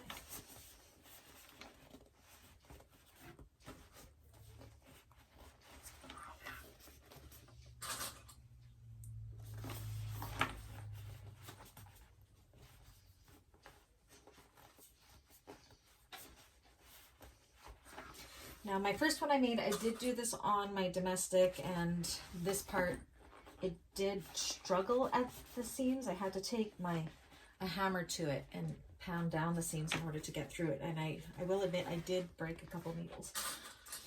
I said I have a Juki 2010Q, which is a pretty strong machine, but for some of these, like right here, it's a little bit stiff. But I'm also using heavier interfacings and vinyl, so you don't have to use vinyl for this pattern. Oops, and another clip bites the dust.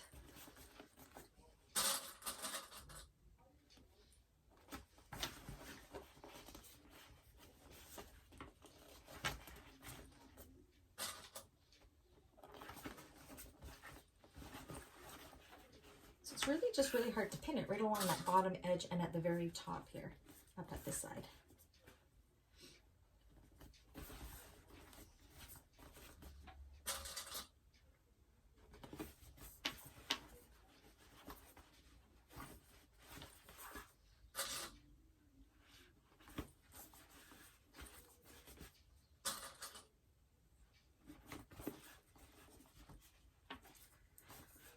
But this is a necessary step. I can see that that's how this is going to have its shape. So just massage that seam nice.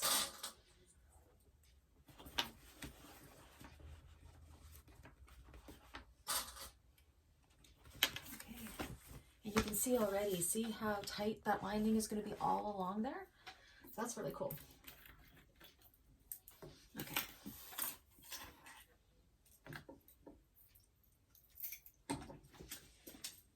All right, deep breaths. Okay, so we're gonna do this. I'm still gonna use a 4.5 stitch length, and we're gonna do this at 3/8 of an inch, so slightly smaller. And take big breaths.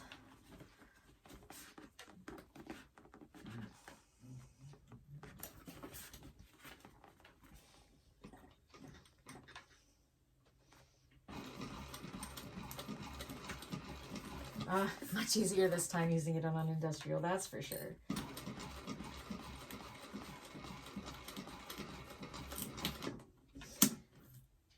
Broke another clip. Try not to sew over the clip if you can manage it.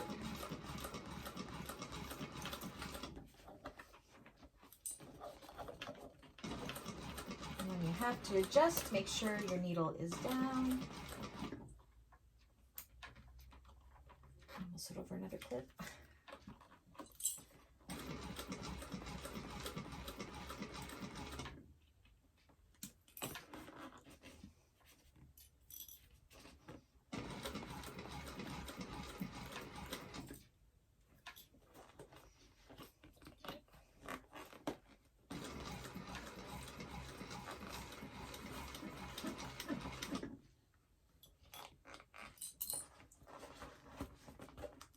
Halfway there.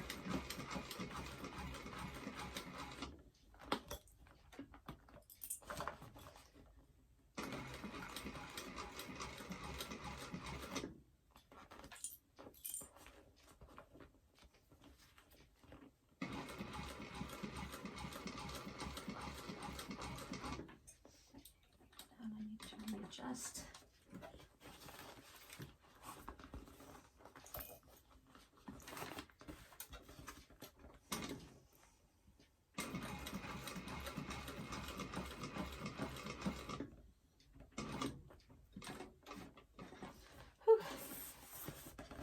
Working up a sweat. This is stressful.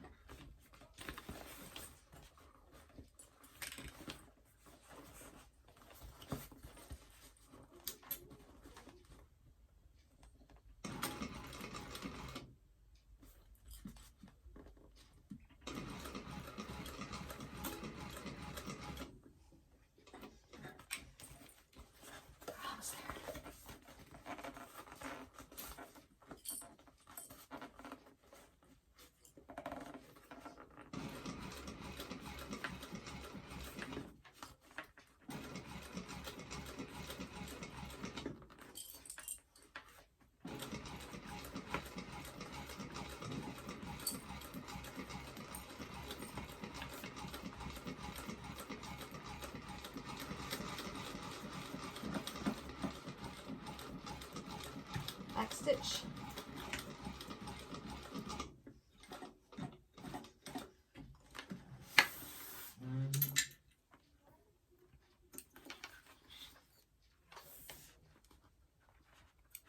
Whew, and we did it. You can see how awesome that looks. Look at that. It's got a little bit of sewing machine oil, that'll go away. But look at that. And along the front. We'll have a little bit of setting at the seams here, but it looks pretty darn good. I'm happy with it. Okay, so I'm going to go off camera and I'm going to do the other side and then I'll come back and we will finish off this bag. Okay, with just a little bit of swearing, we got her done. I'll show you. Just one side. And there's the other side. Looks pretty good. The top stitching looks awesome. Front and back.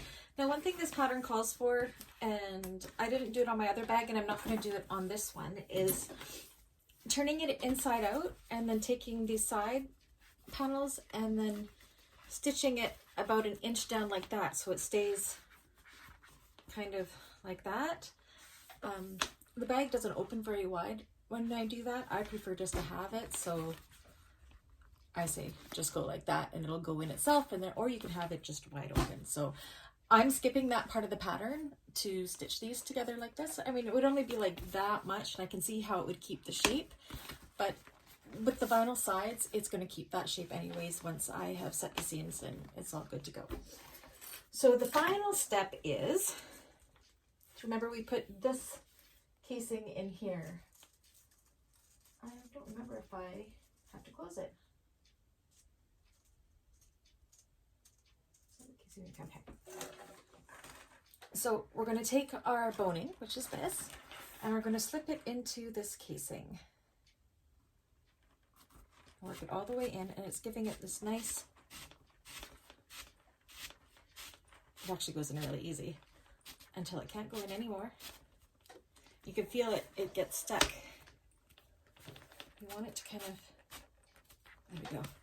So we had folded in the sides and it kind of has gotten stuck on there.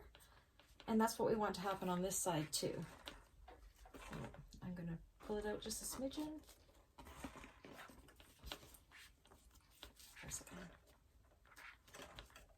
So it's there, it's stuck at that crease. Get this one out.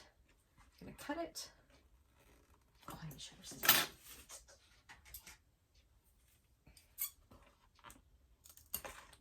And then we're gonna push it in and tuck it in. And it kind of goes in behind. There you go. So it's in there. Probably could put little stitches there to keep it in, but it's not going anywhere. It's kind of stuck in behind where we put the 1/4 inch tape. And then we do the same on the other side.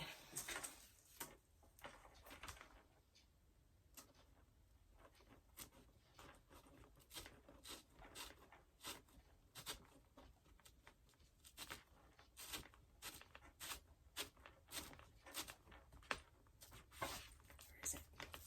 It's right there. So this boning is pretty inexpensive. I think it's used in bras. I just bought it at Fabricland and it was like $2 a meter. Where are you?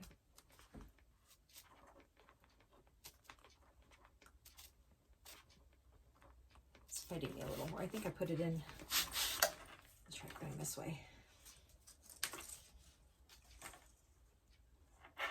Try again.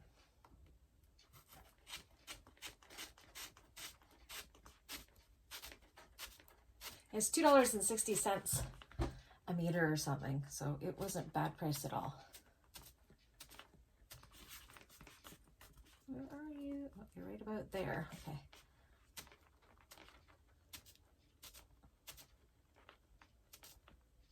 Just want to keep pushing till you can't push anymore. And it's almost there. It's right there.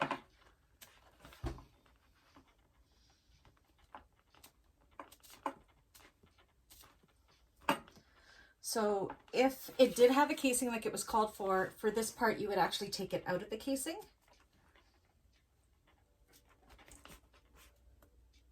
And we're there, I think. Okay. Pull it out just a smidgen, if I can. Cut it. Push it in so I can't see it. Gotta cut off a little more. Keep going.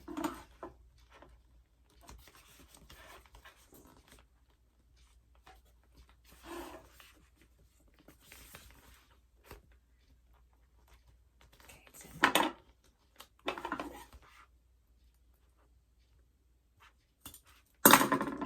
This is the hardest part of the bag, is getting this casing in.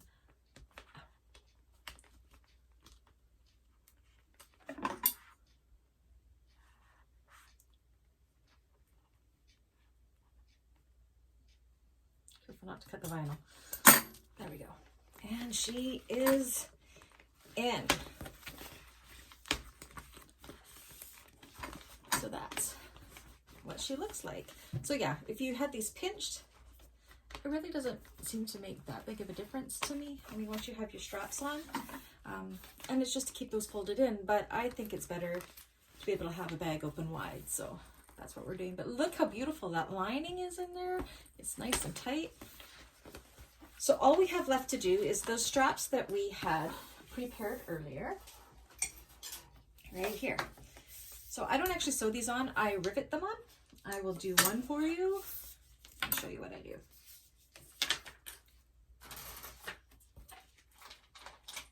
So just like when we were doing the fold lines for the hardware, I like to go 1 1/4 inch from the strap end here.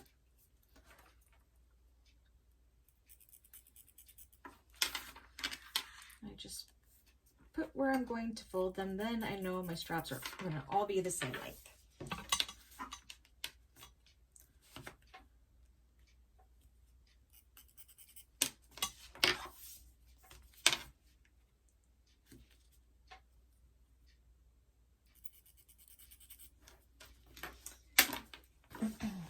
I take them and I put them on the bag. So you want to make sure your strap end, if you're using them, it's the right side is up. Actually, I like to go this way. Clip it. Make sure you're not twisting.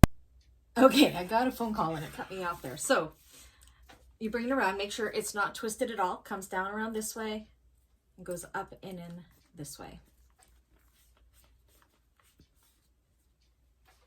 And clip it. So before we rivet anything, you just want to make sure that your strap isn't twisted at all. And we're good here. Like that. And then you do the same with the other one.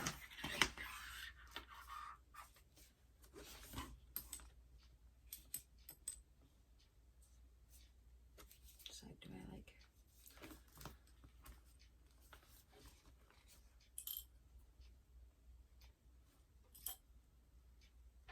That's what I'm doing. So bring it around, make sure it's not twisted.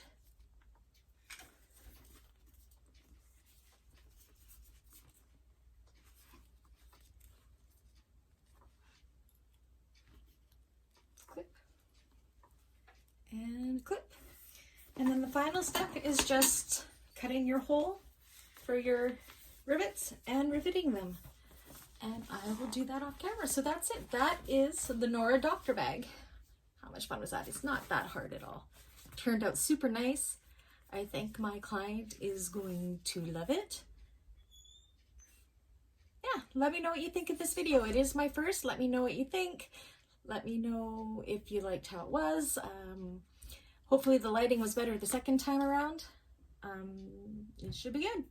Anyways, thank you everybody for watching and have a great afternoon. Bye-bye.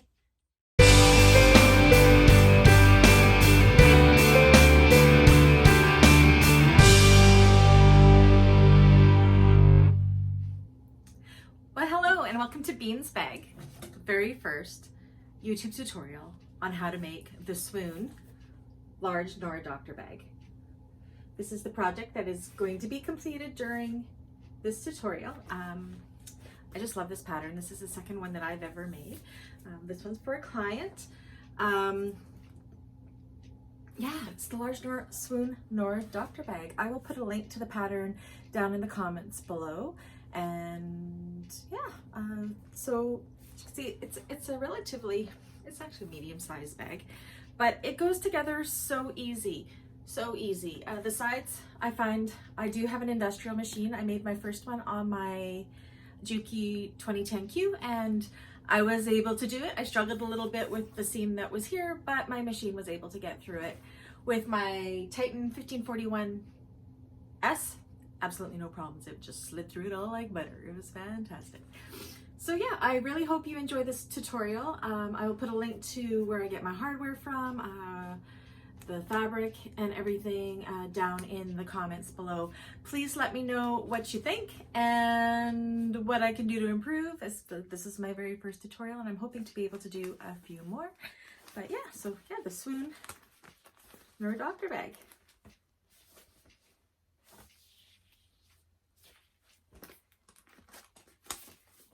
And there's the inside.